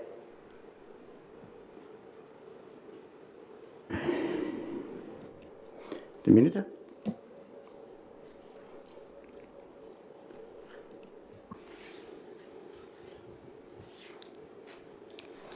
the Honorable Speaker, ito ko ba ebon nang tire-tire na kaya na konti sa tiyak rin next. Demand mo yung nos. Kaya kana ebon din mo to anak di sinaki. Deta buat mo ito. Ako ra Honorable Speaker. Kuraba. Ay panaga kan di kaya kan meruro yan yo nang anak ko ti ko sino yon.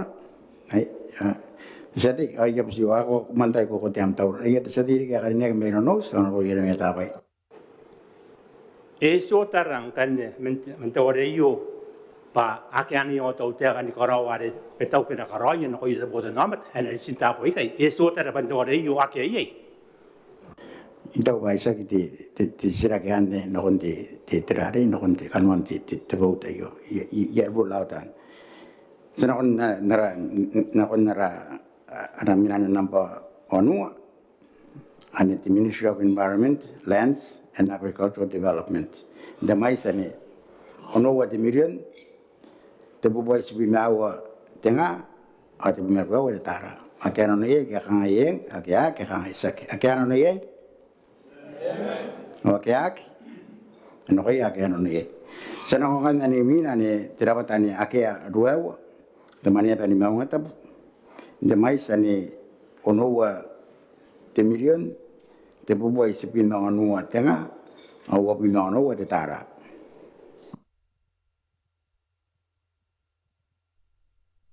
Ay inoram am tauda di sati ako rin may makin, na por pinto kasya. Honorable Speaker, kasi nangyari mo ato te Honorable Speaker pa yon te te iara arin page ira wari on the establishment which is on we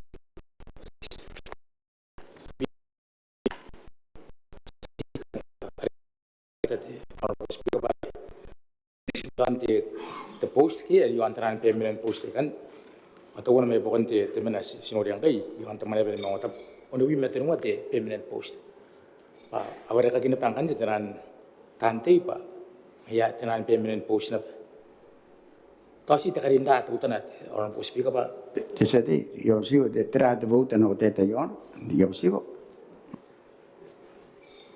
atau yon te salary te supply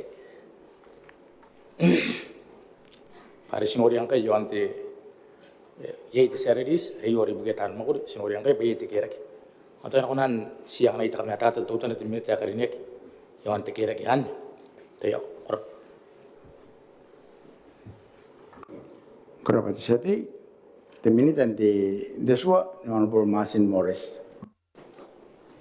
Kenapa Honorable Speaker saya kai tahu te sate ari na may makin na kanika me tato ako wa ibugin ta kan te yayo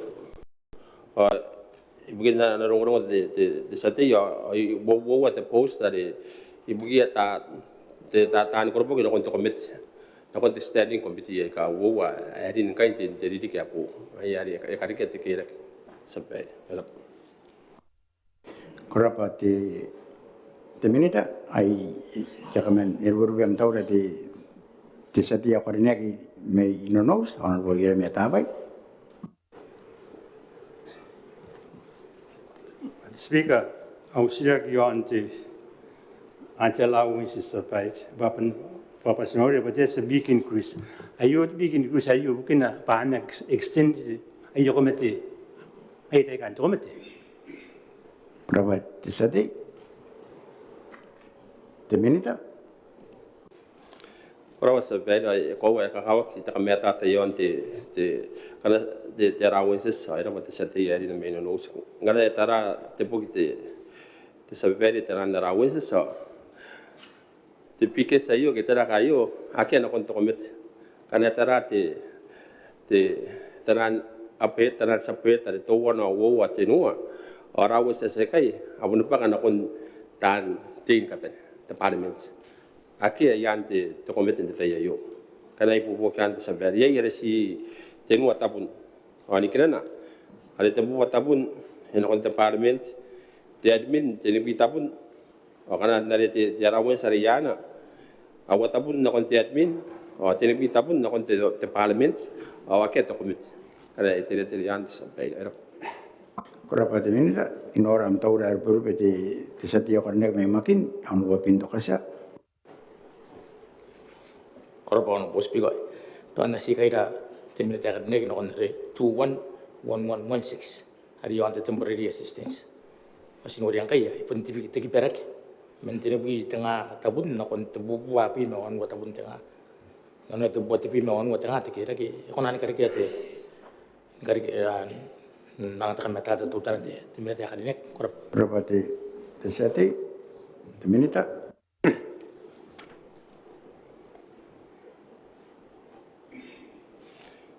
Tana ora ka te no te ka wa ke yu pai ani kriya pura ke ye ke la kente ta ka to mo ne an te bu tabun o yu kina pa to wana te mai sa te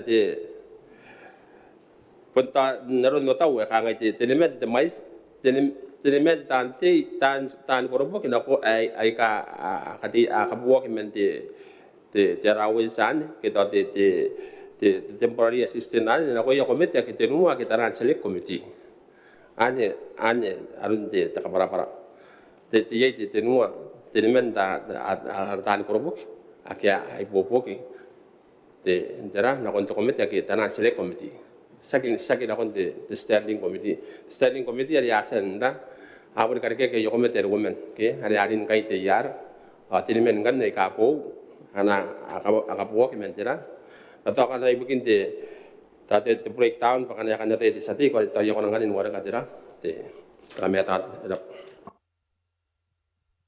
Kurapa te minita ang kanino ora ang taura te satia karnek te mena no san por ir me tapa pa verbe aya te satia karnek Dan nukira berarti allowance bayar bari itu aku jemet apa pasal bukan tu komet, okay? Aku akan explain bab bintera kan teman yang kan sih ai buki ante at increase and snori an. kurapa te sati te minita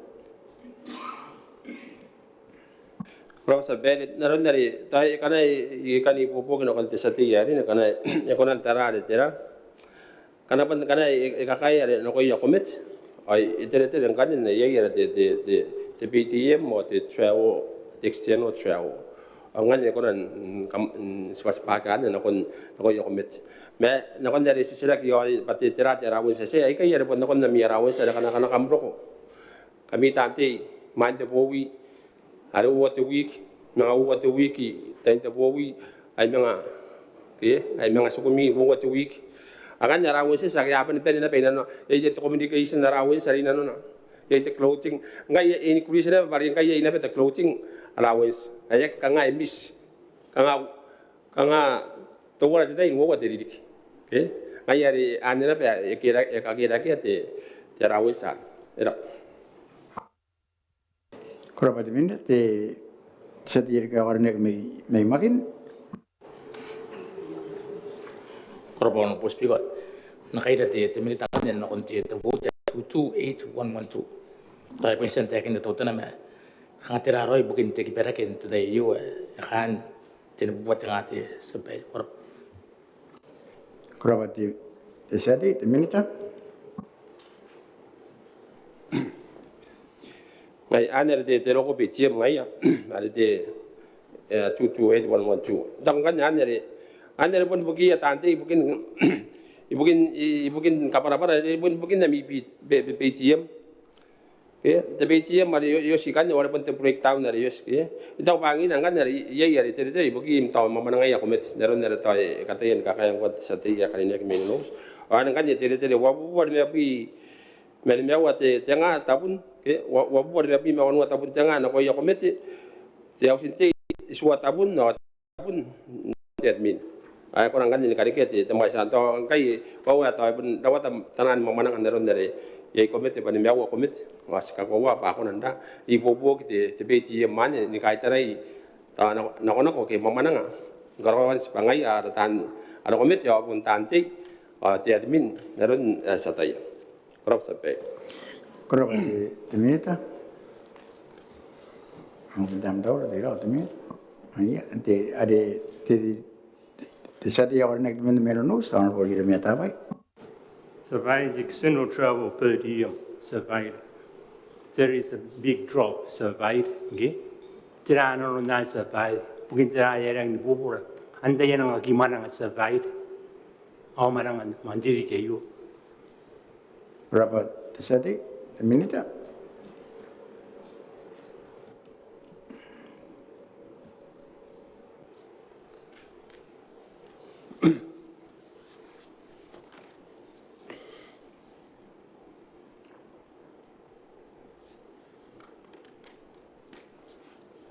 Ya ada si dan ngatu tera te kaya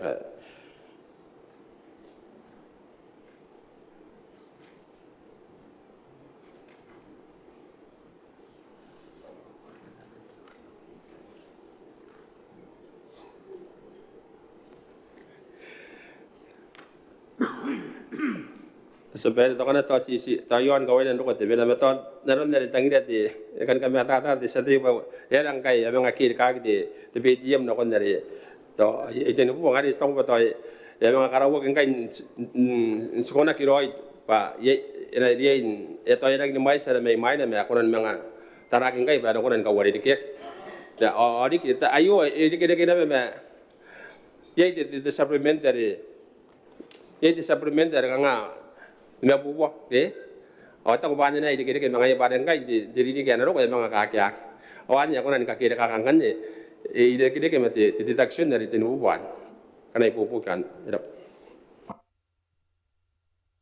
kurapa te minita el burbem taura di satia karena kita mana metera ini no anwar firma kata kan Kenapa Honorable Speaker dan masih berapa dengan era ni? Tahu mis na tenan meruru memang na nasi musik udah minit na the salary so the housing allowance, the housing allowance epi lagi, pai narakan no rate the housing na naru. Ye desiran kan pai itu ya tani makuri, na epi lagi na pai ya payment sih ke nasi kunaron. Korang. kenapa di sati minita Kalau seperti itu waktu jauh sih nerun ya kamatai ya kalau pun memang iya itu kira kita utaran jauh sih bikin tayar tanan anak ini kira kita orang mana rate jauh sih, oke, ini kira memang ya staff ada sih, anak mga pun jadi kayak aku nak nanganin nak motif tidak kan kata orang ini bikin jauh sih karena ibu kan. berapa minita Atau polisi. air burbem taura di lidan takaitar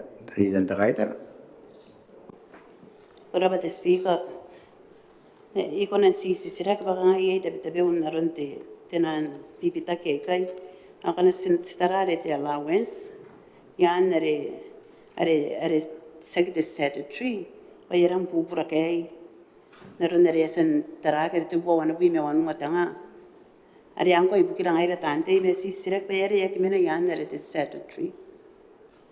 Bayari neske AS roi ay allocation na roi kai. Kanaro na patoy ay te takayro patoy akay bipis. Ang kanya ni sa bubusiba na karawag intara. Karawat ang kan. ay kenapa di Tawan mo ay mga tabi kare mino krap. Kalau berarti orang speaker ada berarti dengan kamera tu meron ti tidak tak kaitan itu apa ngai tina ngai ti tak tahu mana itu porque ayu ada apa ni kota kita orang tu quote, okay? Apa ni combine. Ngai ada aku nan ada ti statutory kita ti terraces abun koran pen ni yan ti terraces. Ayah dia tahu terah ti ini kira kita kapal mana tu orang abun pen ni dah ni koran ni kira kita ti quotes ada si tu orang kaya ana nampan, okay? Karena ibu bukan sampai. kenapa di minita dua dalam taura di satia karena mungkin no soal boleh remeta apa Kan di muindi kan siraki anak kaya kata meta survive atau barita ke wari anak kaya kare sikai bukan tera enak bak enak bak tera kan suatu survive atau religion nak pun nak kata umar ke survive orang tuangi dapat ini atau ada yang tiakin nak pakai kata umar dapat ai kai ro wai kai tan kata umar awak kai kata mana kan yang otak dia boleh tahu di minita di satia kau sih ngam taura dia Era pati sampai era balik di tak tahu ya kena kiriau ke para de montai ti nak konti.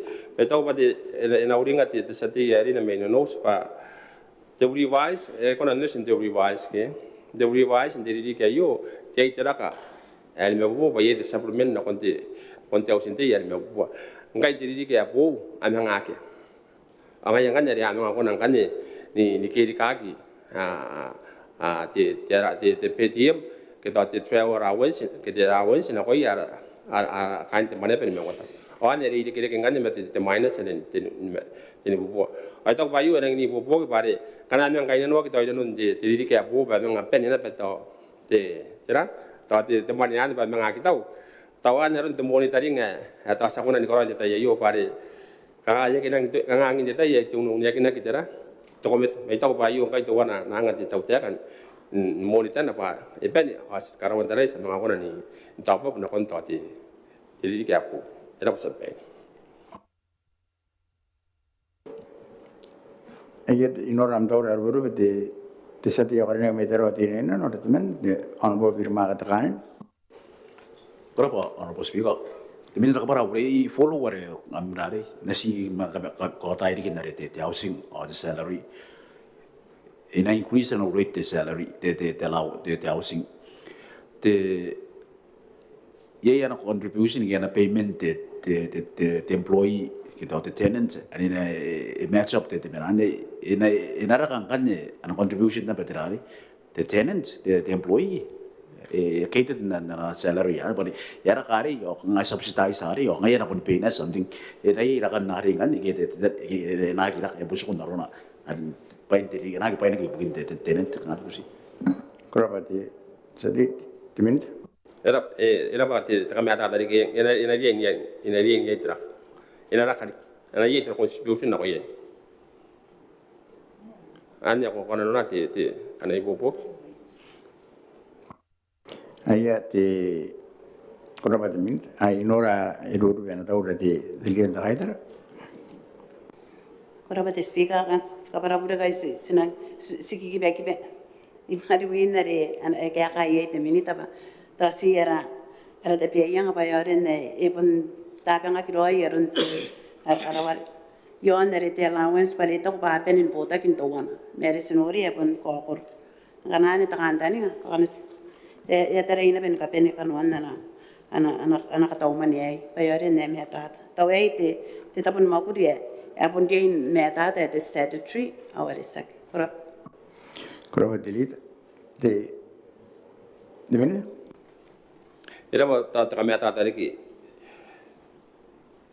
ita ba ta yon era ta si te bota ko te survey te si te wona te ko me ko wari pa sen katan da waki the statutory ina kanona ka de MPs ke a te ra the speaker oni kira na kan de te admin abel ni kire kin da tan da rawises kana pun ra te yon te bokin katan era Kurapati di mana tu?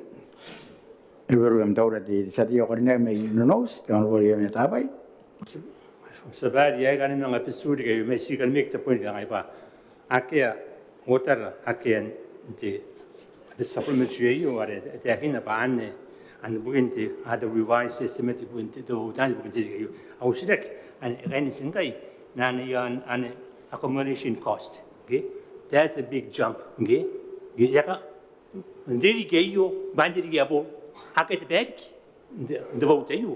Tidak bukan tidak ada big jump sebagai mana orang mau tu worry nak orang gugur. Ayat kurapati, jadi di mana tu?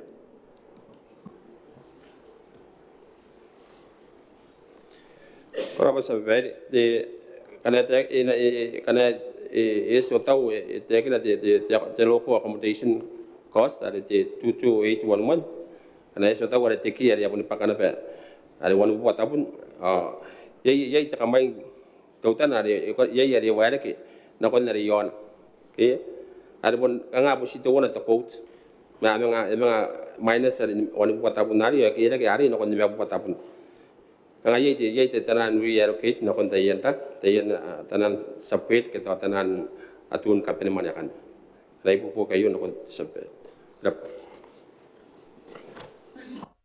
Kurapa di mana tu?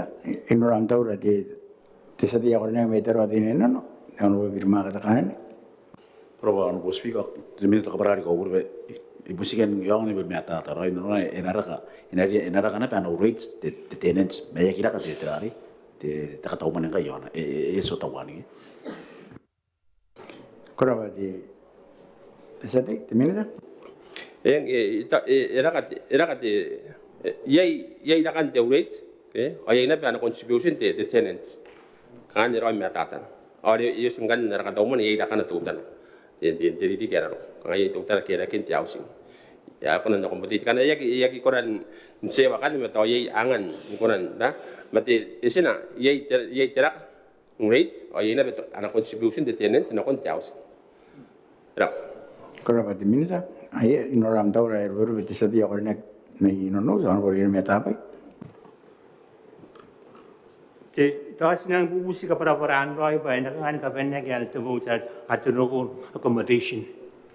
Sangani yantai abu intera sangani. Di mana tu?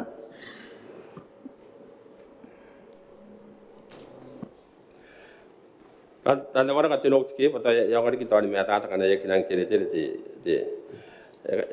kangai te yen notes ke yang tere right the accommodation the local accommodation that increase ngai dari di kena rok kanga dari yon dari kuis hari ya kanga ayo kapara na wani bui mewanu atenga ide kene ke yo beto wana kanga temai se wani bui mewa atenga tabun mai na kon teloko ngai ari ari posan kapara ara ngai te kamaingan na rin na ko ita papo sito wana to coach matanan aberen mina ya teloko accommodation ma desisira kan tay yang anganak karena tuan nawari ke daron ya posan te yakin te anganak tanti ni kapen ayo ate abon nami accommodation tanti akan pun tay ya kana ya kiri kiri mi ina dia indek ya kam ro mi kai kam accommodated ngai kam kai tay jauh sinte ni katori dik tenua de tay ro ko mi kai e kata umania ki ina non kanga onu wa te wiki pare ye wowa ro ko mi wowa te wiki te tay jaus a mi ye wowa te wiki mina awan kana kama pun ko kri na mai si mi tanti ya ke me yon na ni kire ni man mi rate yon tarawa te bu bon me bui ama ko na na tay pa irawa ana ko nan dikin ni ko ta kina me ye na ba ayara wen sare pun tanti yon tarawa ari BTC yon TUC akan abin mina yan de loco accommodation kana me ata tayo sa bag Korapa ayah de tisadiri ka warnet me minonos kan ro me tapai. Lepo survive. Ye kata ye tanti ane akan tenan restaurant and dan hotels. Aten ingkari kata berium at the tidak subsist na lang survive. Pun ye kan akan dan Ayah de kalau kana ko amena de tisadiri warnet. Lagi dari usirak. Akem sirak. Ira kira mana de ayah de tisadiri ka warnet. Mesti suang lagi. Pa ayo ibu kia tanti. Ye tanti ay kami akan tan hotels. Atenan dah. Ikai padaror akia. Apa sebenarnya kare kia ayu ngaya anu sidak yai Ayah de osira di kantor de tisadiri warnet. Amai tisadiri warnet. Minita.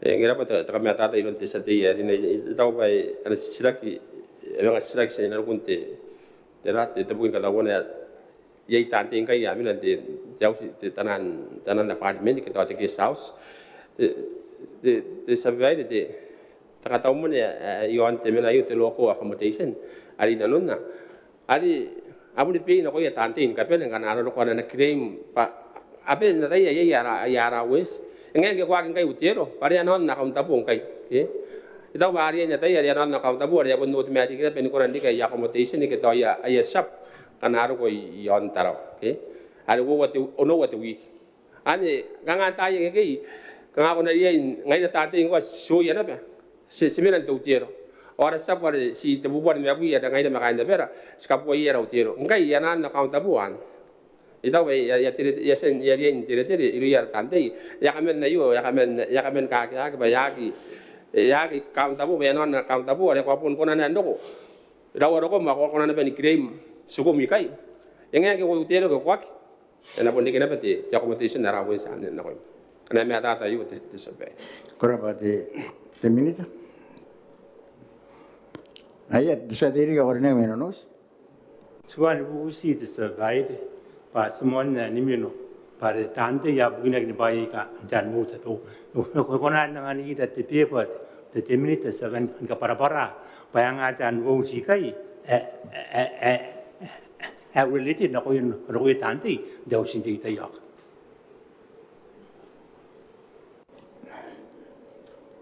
De minita.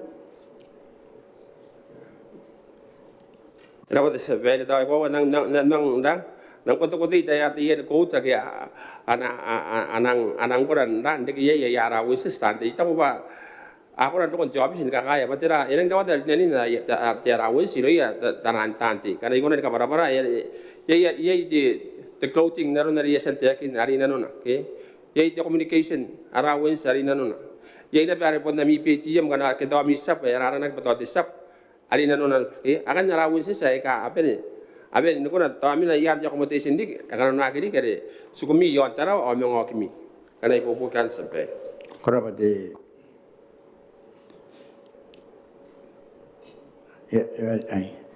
ai nori kam taura de sadia karnek Sa usi ta korea ki de pebo aya ka betul ta tante punya information awan no taro ante kata mana punya ai korapa de ko benongan de temin lagi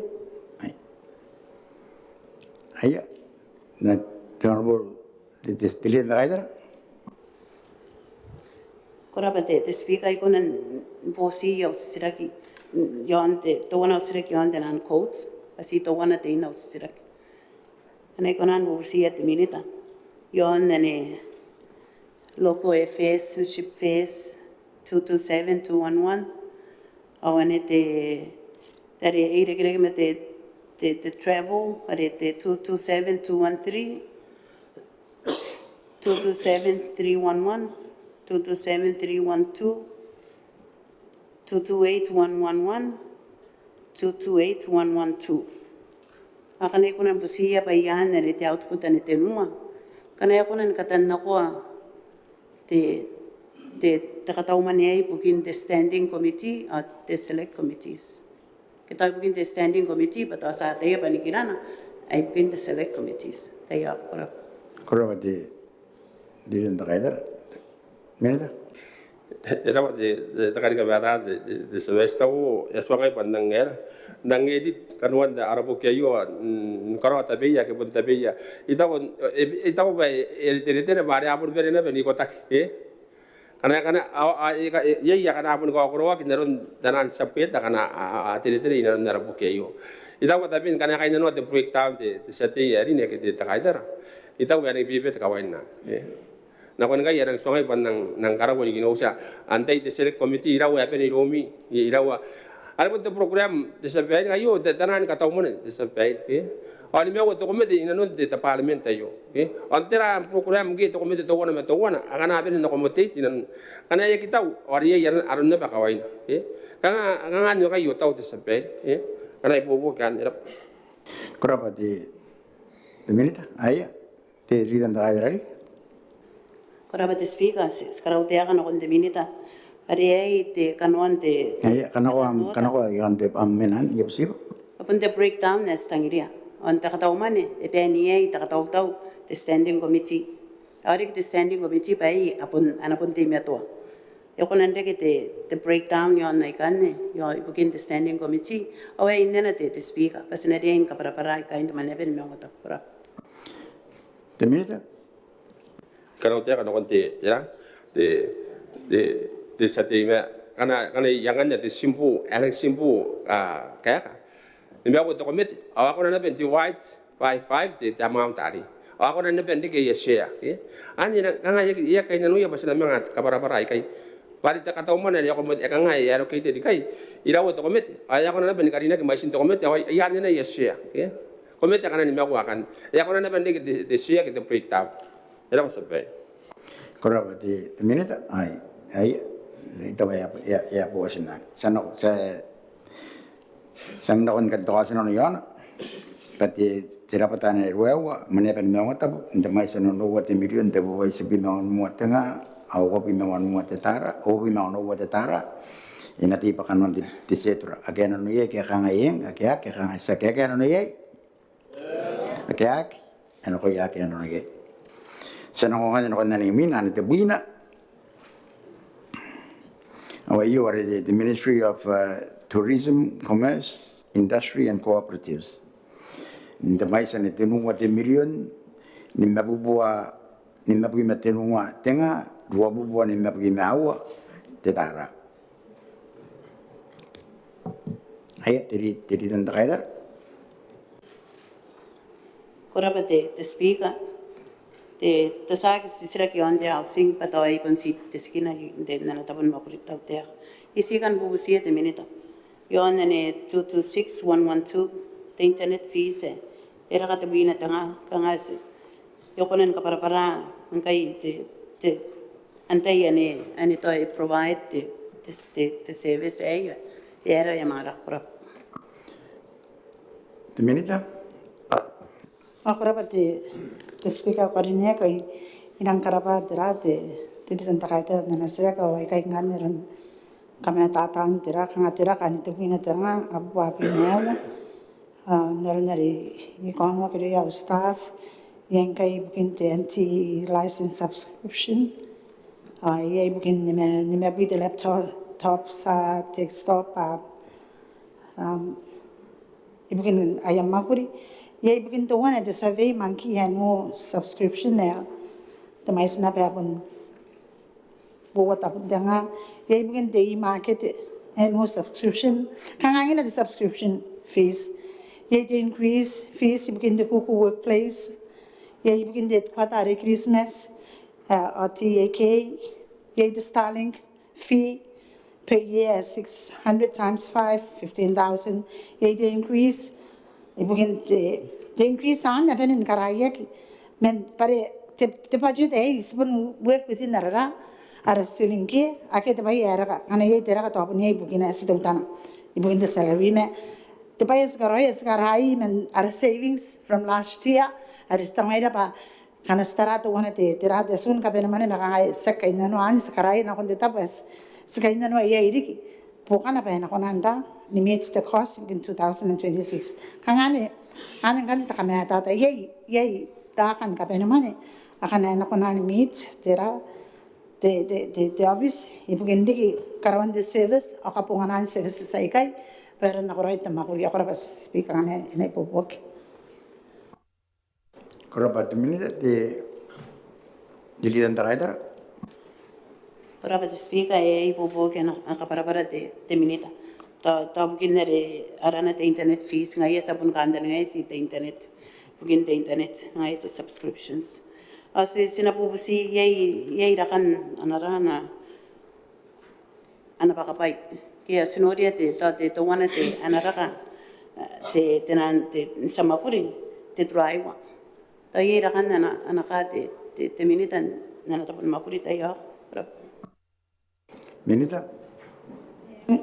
enang dapat kami tata nani to babanya te punsi tenua te tera kan position no tapway the one of the driver level 19 or the assistant investment marketing officer or ye begin the import licensing implementation officer akan tenua tenan post ay kapo ngayre ingari ka tera the salary the begin wa tanga wabi manoa ada nan kan ya pun do tanah tera te KPF itu tanah nera kana si akan tenan post ay ka erap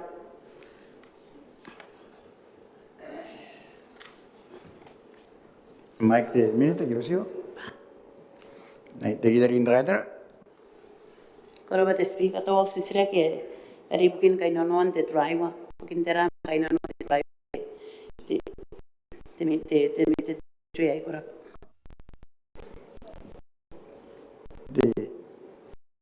De minute.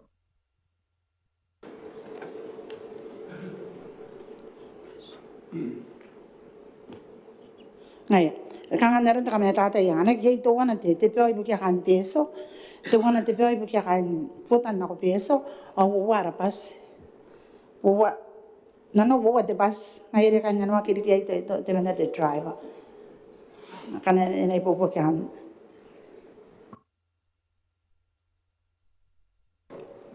Kalau pada minute de dari indra. kora bate speaker ai rapat te minita no yei rakan nana anaka atau sinora anaka tau mani bukin te pa ai pa kana kon deri kana ro eta ne konan ta ya ki tapon te pa kai wari rek me tau bukin nare yei kainan wan te drive wa to ngai rei ro yei anaka po tapon tau ana mani ane te bukin nana deri kana ro kora Minute. nyaki konan tara terang ko ko nan me idak ban roi ke kanan ko te gina tapon bugina bai imin terate to 2025 kata mana to ye noran iri ya kan terate mi sui apa to iri enda ni ai te ke ya to kapungan kan yan ni mga kanako kin reallocate na on tabutungan ay kanya wa kiri mari pun ba ya ka we work within our budget gi kana e ta nga ba sama kanya no tira to te ta ka to mani ri bun te pa semen konan work within ara budget ari hasan na ba ta kai kanga sakin dari sana mga bubusi ri to te supplementary or what ngayon ni bukine kanga skaro yan dia ka kana era ba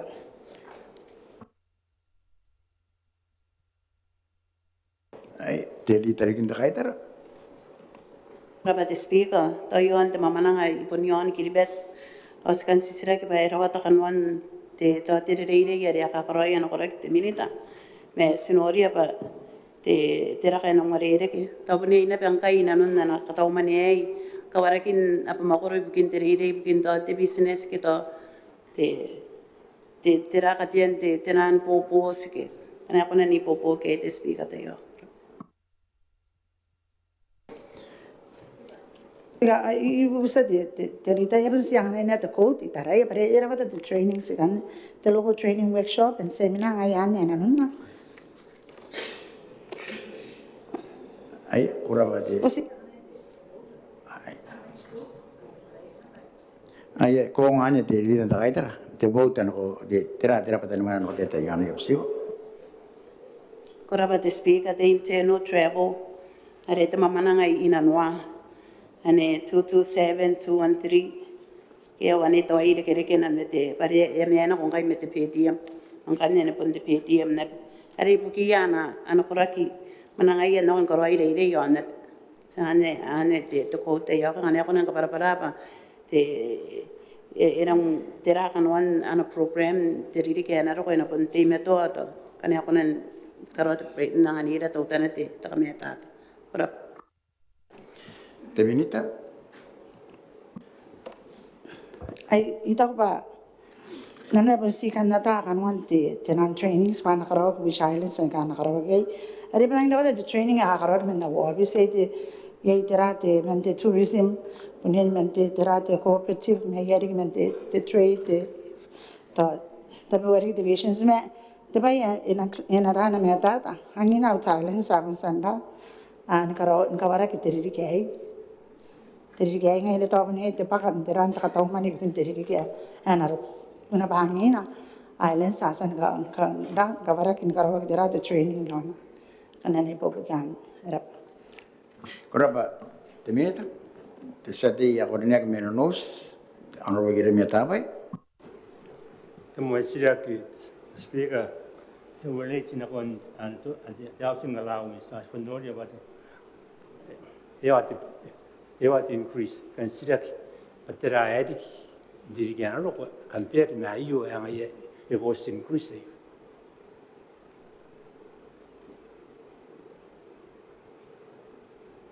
Am tahu dah te sati te va mani ami tahu ayah te era kilo mana te minita. te speak te bayan ang kakawa kanangan nila te code paris ilang saw Kanoan te manay kanapan nangan nila te nampan te code of expenditure niya ana te yon sapan na ko na ye yo may te ba te housing ari pun tabi ang ke ye te increase na rates te rate housing ay to kora ke tan makuri ke ara ake hati me to anda nangana ke te kan boka ke te rai kaya te increase ana pun pena increase ra ana budget te rate housing na rakataw man ana right pina rap Koraba te minita ayah dili dan terakhir. Koraba te speak ay kan busiya te minita kan te ana kapara yon te askan sikan nata Kanoan na ana kataw man ibugin de mamana ano sinano wo isua te nua to wana wo isua te nua to wana wo ana ako nan si ang anira te tame yon te Kanoan na kataw man ibugin de mamana ano sinano Koraba dili dan terakhir de minita. Ngay kanay ibu kay tapi uway ba kontinan Kanoan te katauman ni yes yon era bukin katauman yan to ay te increase on 15 ani te pun te increase pun ye to wana de asun ka pena man yes ba man kalina kay ibugin te tera ay mi specific the Pacific pageant kere Arang ya pun kai ya karina ki kai takataw mani ibu kia teniman tera pun miss nigeri nana konda miss kiriba sari na on ida bayai a woman don nang kan ye jalan mana kana narakin nani ye the trade ministers meeting tourism ministers meeting ye the annual world investment forum ye the PRC trip na konjon nasa ye the meteorology PRC in Thailand ye the Waibo General Assembly ye the Pacific Tourism Exchange ya harawa tarik kana pentangi ro ya barano I konanda na ro na ara Kenapa minta? Que sadia kadina que mero no se lo am taura. An por ir me daba. Sebagai bunte housing allowance silaba ay menayay. Ito te minita ayo the increasement the ratement housing.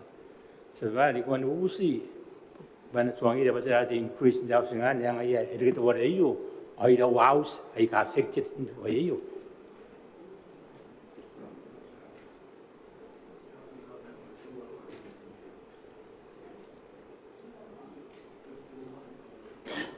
Sati, mesti dengar ikam tauran ya bosiku. Te minita.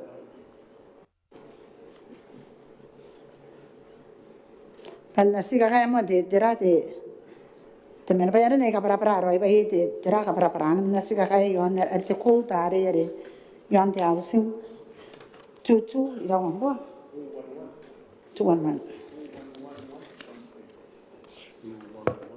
ay ame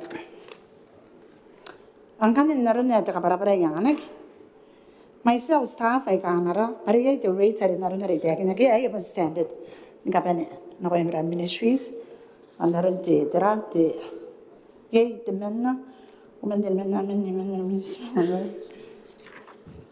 women tangon men no staff fa ke ban dani enda receive te akin kan ni bobo ke ay mayroon te derat ministry ibu kenapa kay punya te rates ang bay na kaya women the housing nang wagi nang implemented 2026 awan kan ibu kena yapan kari katera kay angapun sek de bayas kariyo may ibu na pa te rate anang bay na kaya po na ko yan away apply na ko yan makurin ka pa ana na ipo okay Berapa minita?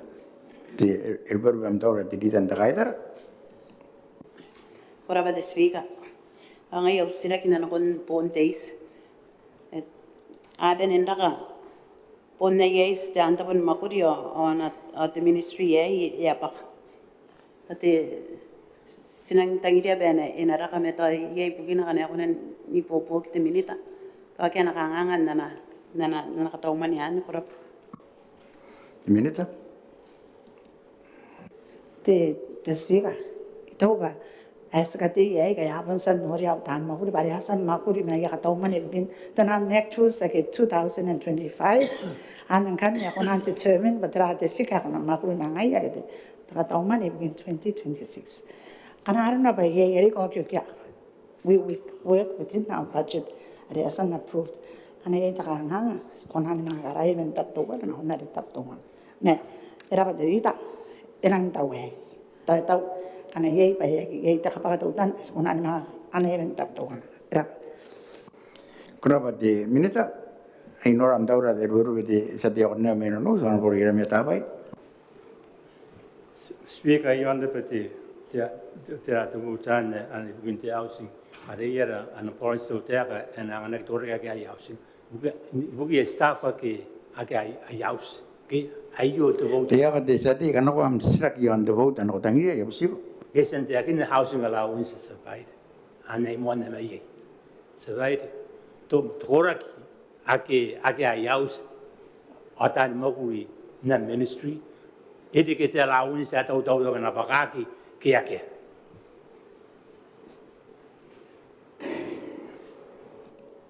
De minita? Speaker nang gay pun na policy tu tahu dia. Pero suaira ay esisira ke bukan hari te staff ke akhirnya ke house. Suaira ke dia house allowance ay. Paripunina staff e ka soi kunan te ke yaus.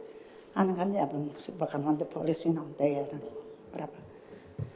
Kurapati minita ngani sama yake sang na on kama to andara arawade de buinan kita te code and de buina and the Ministry of Tourism, Commerce, Industry and Cooperatives and the maisane tenua te million wan bubo ni mabima tenua tenga ar bubo ni mabima au te tara paina te pakanonde te setra ake aboke kanga ye ake bosmaya o ake sa ake bosmaya ake anu ko ake bosmaya kandera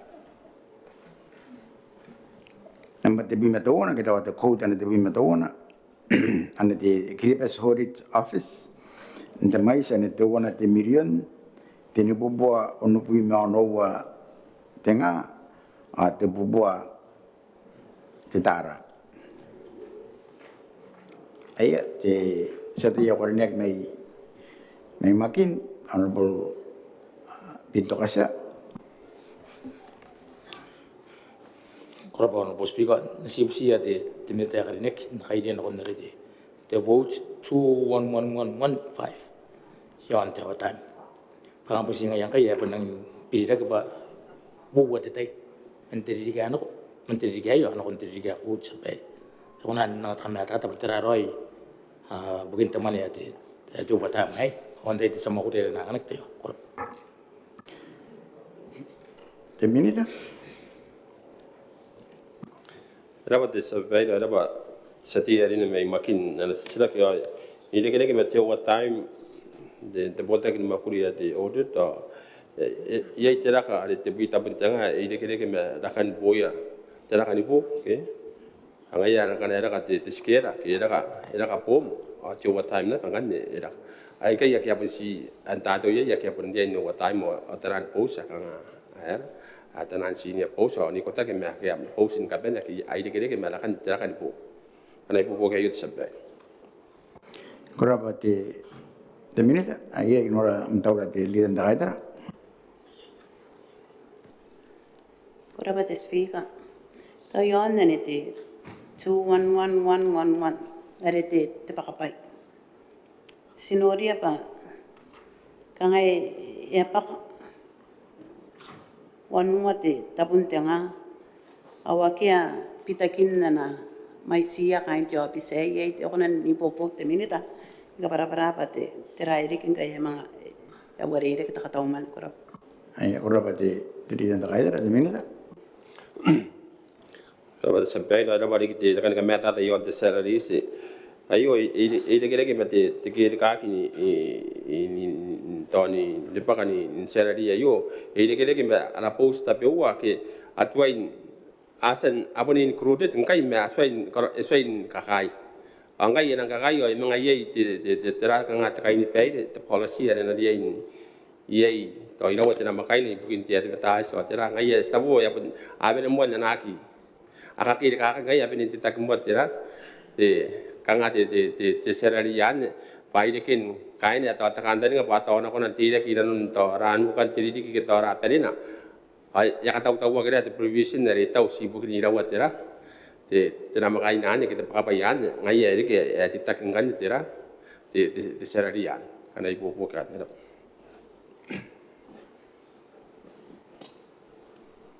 I the minute I'm Dowry of you.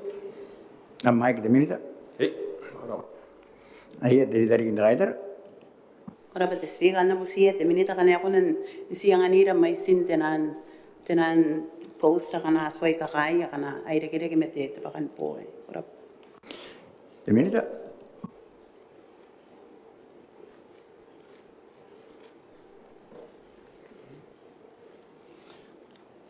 Orang baru memang kau kati yara nak konti satu ya kali ni kami lihat on.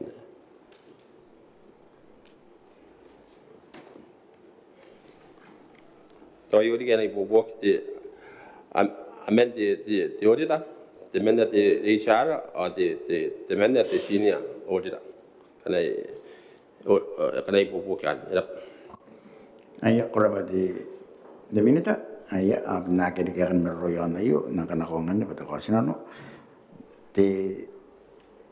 dapat ni mana ni tabi matawana kiri pe audit office nda mai sana tawana te million te ni bubu anu pi anu wat tenga te bubu wat tara na ti pakano te setura agano ne ke hanga yeng ake hanga sa ke agano ne awa ke anu ko ya agano ne sana ko na remina nambana ti ara rabata ni mana ni tabi mawowa ayo ara the office of the attorney general nda mai sana tawana te million te ni bubu api meru wat tenga atau bui mawa te tara. Ai kakan ayat jadi tentang kaidar. But the speakers is konan insisira kion na te pakapai o te ni rekere ke mete yara. Pa kana konan ni popo ke ye te post ka a ki katau maniak konan busi ta kami tata yon post kan. Te minita.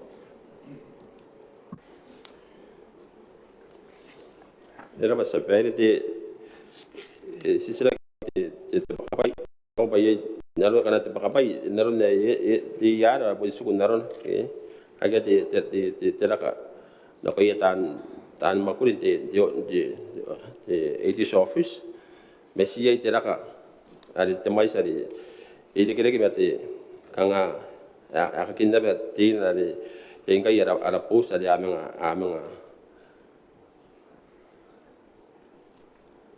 Ini kira kira ada terang ada buat kita increasement karena ibu buat kemuan sampai. Kurang minta ti dari kita ada. Kurang speaker usi sira kira yon te tasi tak para atau ai ko adin kai ya pakapai kai yon te nan post kana awa kana aketa kata umane ye. Are received without provision. Kurang. Te minta.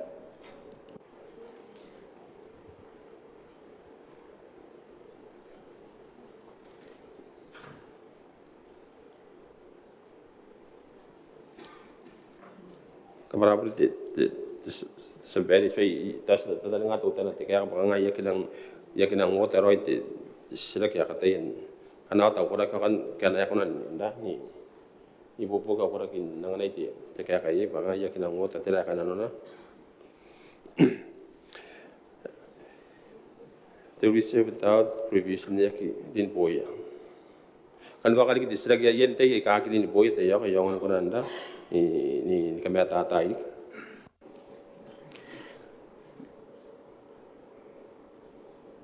Adrian Rider.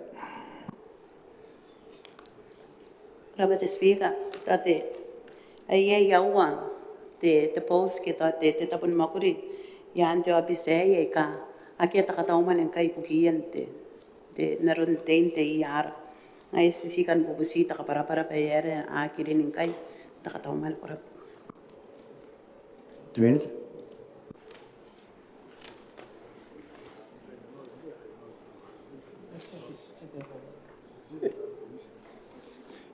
Sila kita tahu kangai te otau ye post kai me akirin poya kana te sila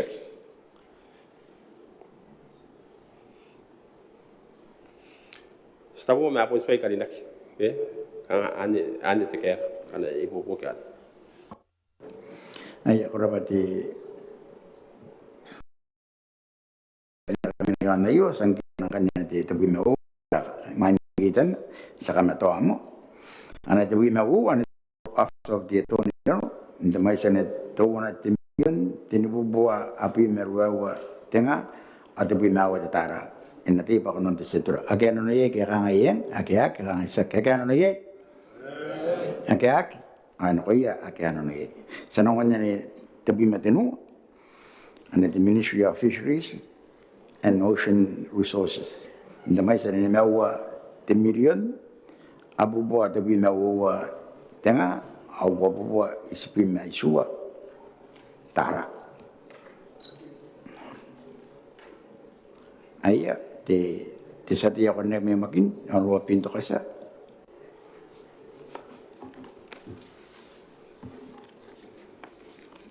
Korba bos piga tan sib sia te meta karinek pari yon jauh sengal awens senor yang kaya panai corporate bill lagi and batman mau maybe me ono wata bunti nga sapai narin vote 21113 kana ona na kami tata de te minta yon yo ba antai ila men staff kana yei arigiri ya tau singala wen so kita yei yaus atau antai kana asoi de te yaus antai yo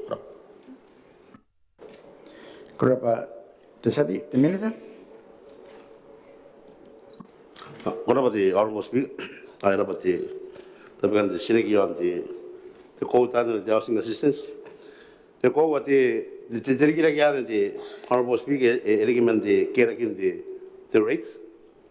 Ang kana kana sa the mais the sati yari na baila man ka amira the housing ang all government staff kana amira the housing all government na kana amira ya the economic rates. Kurapa almost speak. Kurapa teminita? Ayah te sadiri ornek mei makin anu pintu kasa.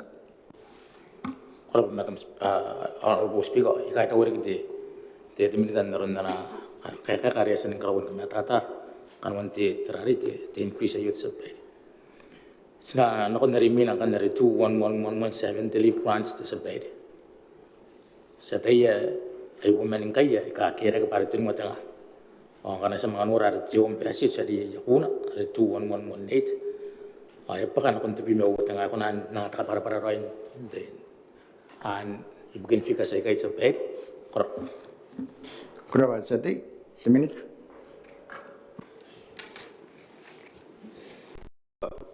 Sisigan po ti yo ti kira kya naman the woman new staff, permanent staff ka asan tirik. Yan kaya kiti trati kira kyan. Hindi kira kaya the yung passage.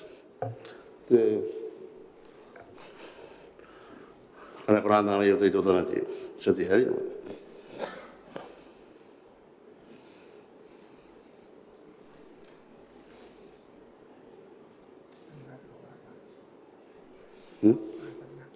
Kana kurang na yung ito normal standard.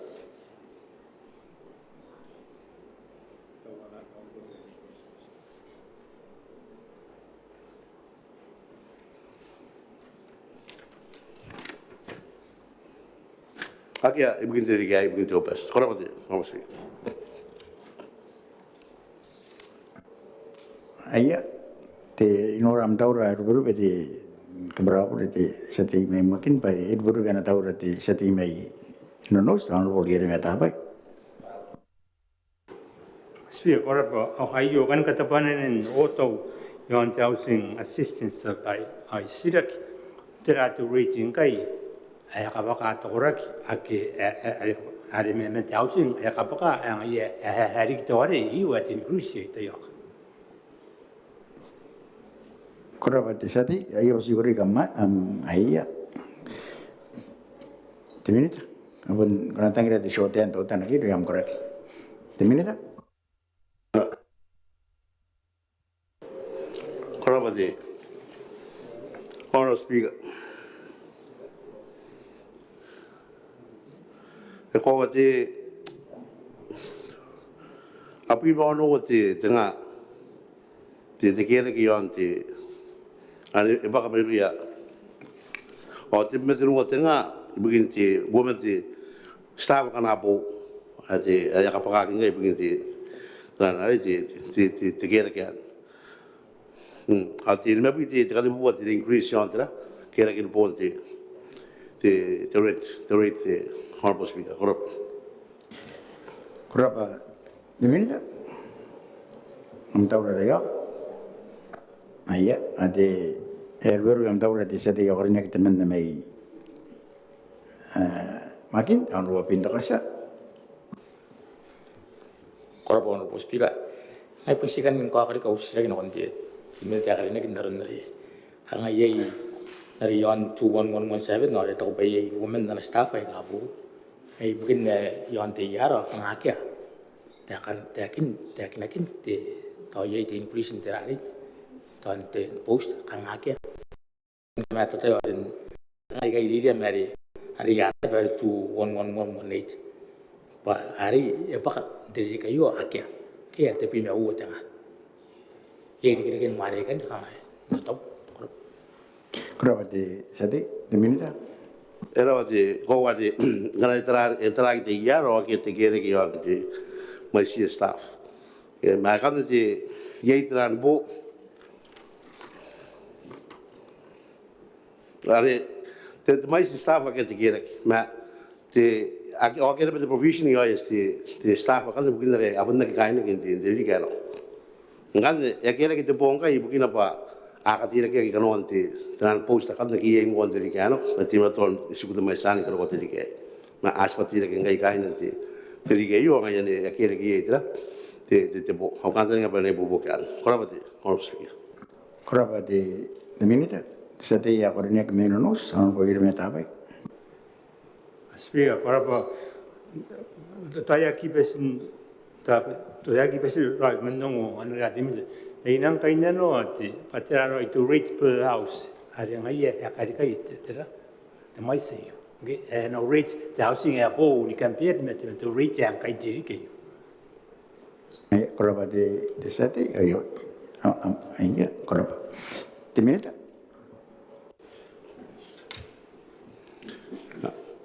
Era ba te sira ki yo andare te ko wa kan ki ka ki ro me mai.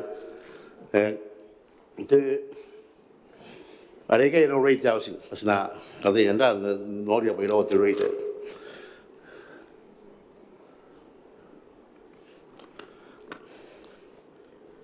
No. Abu po wani pi pe I ultimate I mungkin te an ga te rate e pa na kingai. Ang kanta niya pala ibubukian. Korap. Kora minit ayat de sate ri korne menos an ko ir meta bai. The rate answer by the booking jeriki anaroko ke antiriki as by nang kai. Okay, at ang ayaran exclusive but that to rate ngana no ko singa ay ko ta na dai gini dire right o to survive that to rate booking jeriki abo ni compare na jeriki yo ang ayaye ay ke tin Greece as Moria yo anda ka tawo ne yo kora Eu tá termina. Aí termina. Ay, anda di rate na pwede ki mantiri kaya po. Anda nga pala ibubukian. Kora ang ya pen sa runan sa senang kasuko pa Kanoan temen te ara setra ang kanin nano ko ye mai na senang kitan ane te tuwi mete noa ane the Ministry of Fisheries and Ocean Resources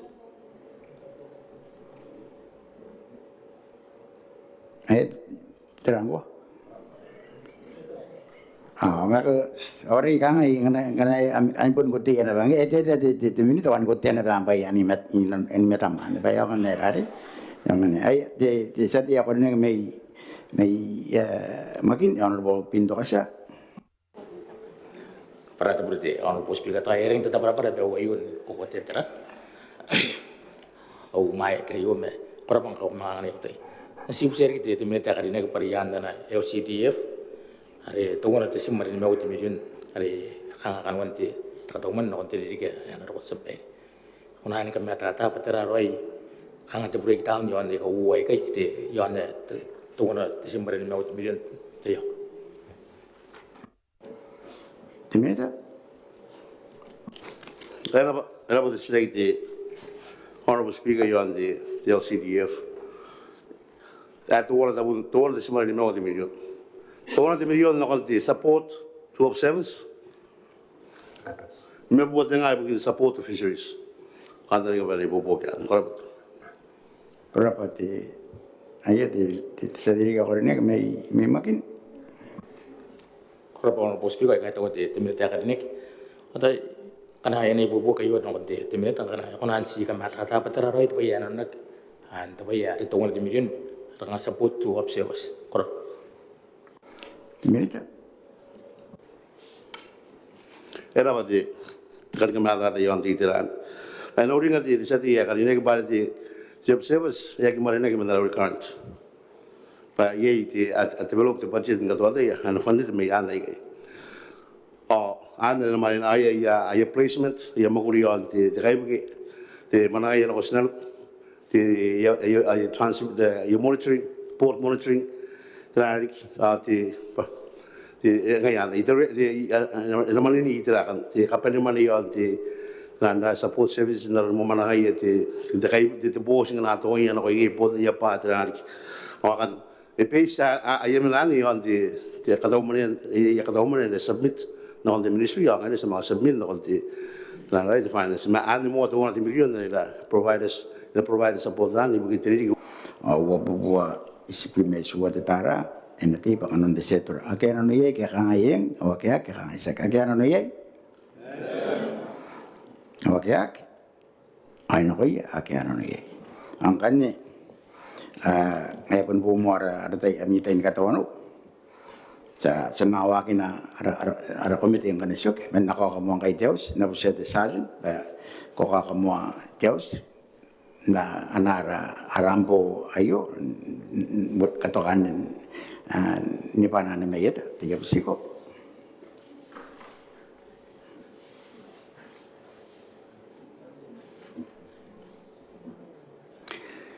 kurang saja ang kay yakin kay maraus ang kanya nang kamusra mo ang kay Dios ibukin na mi katono sa no kay inteo uwa na pakantay ayam musra mo Dios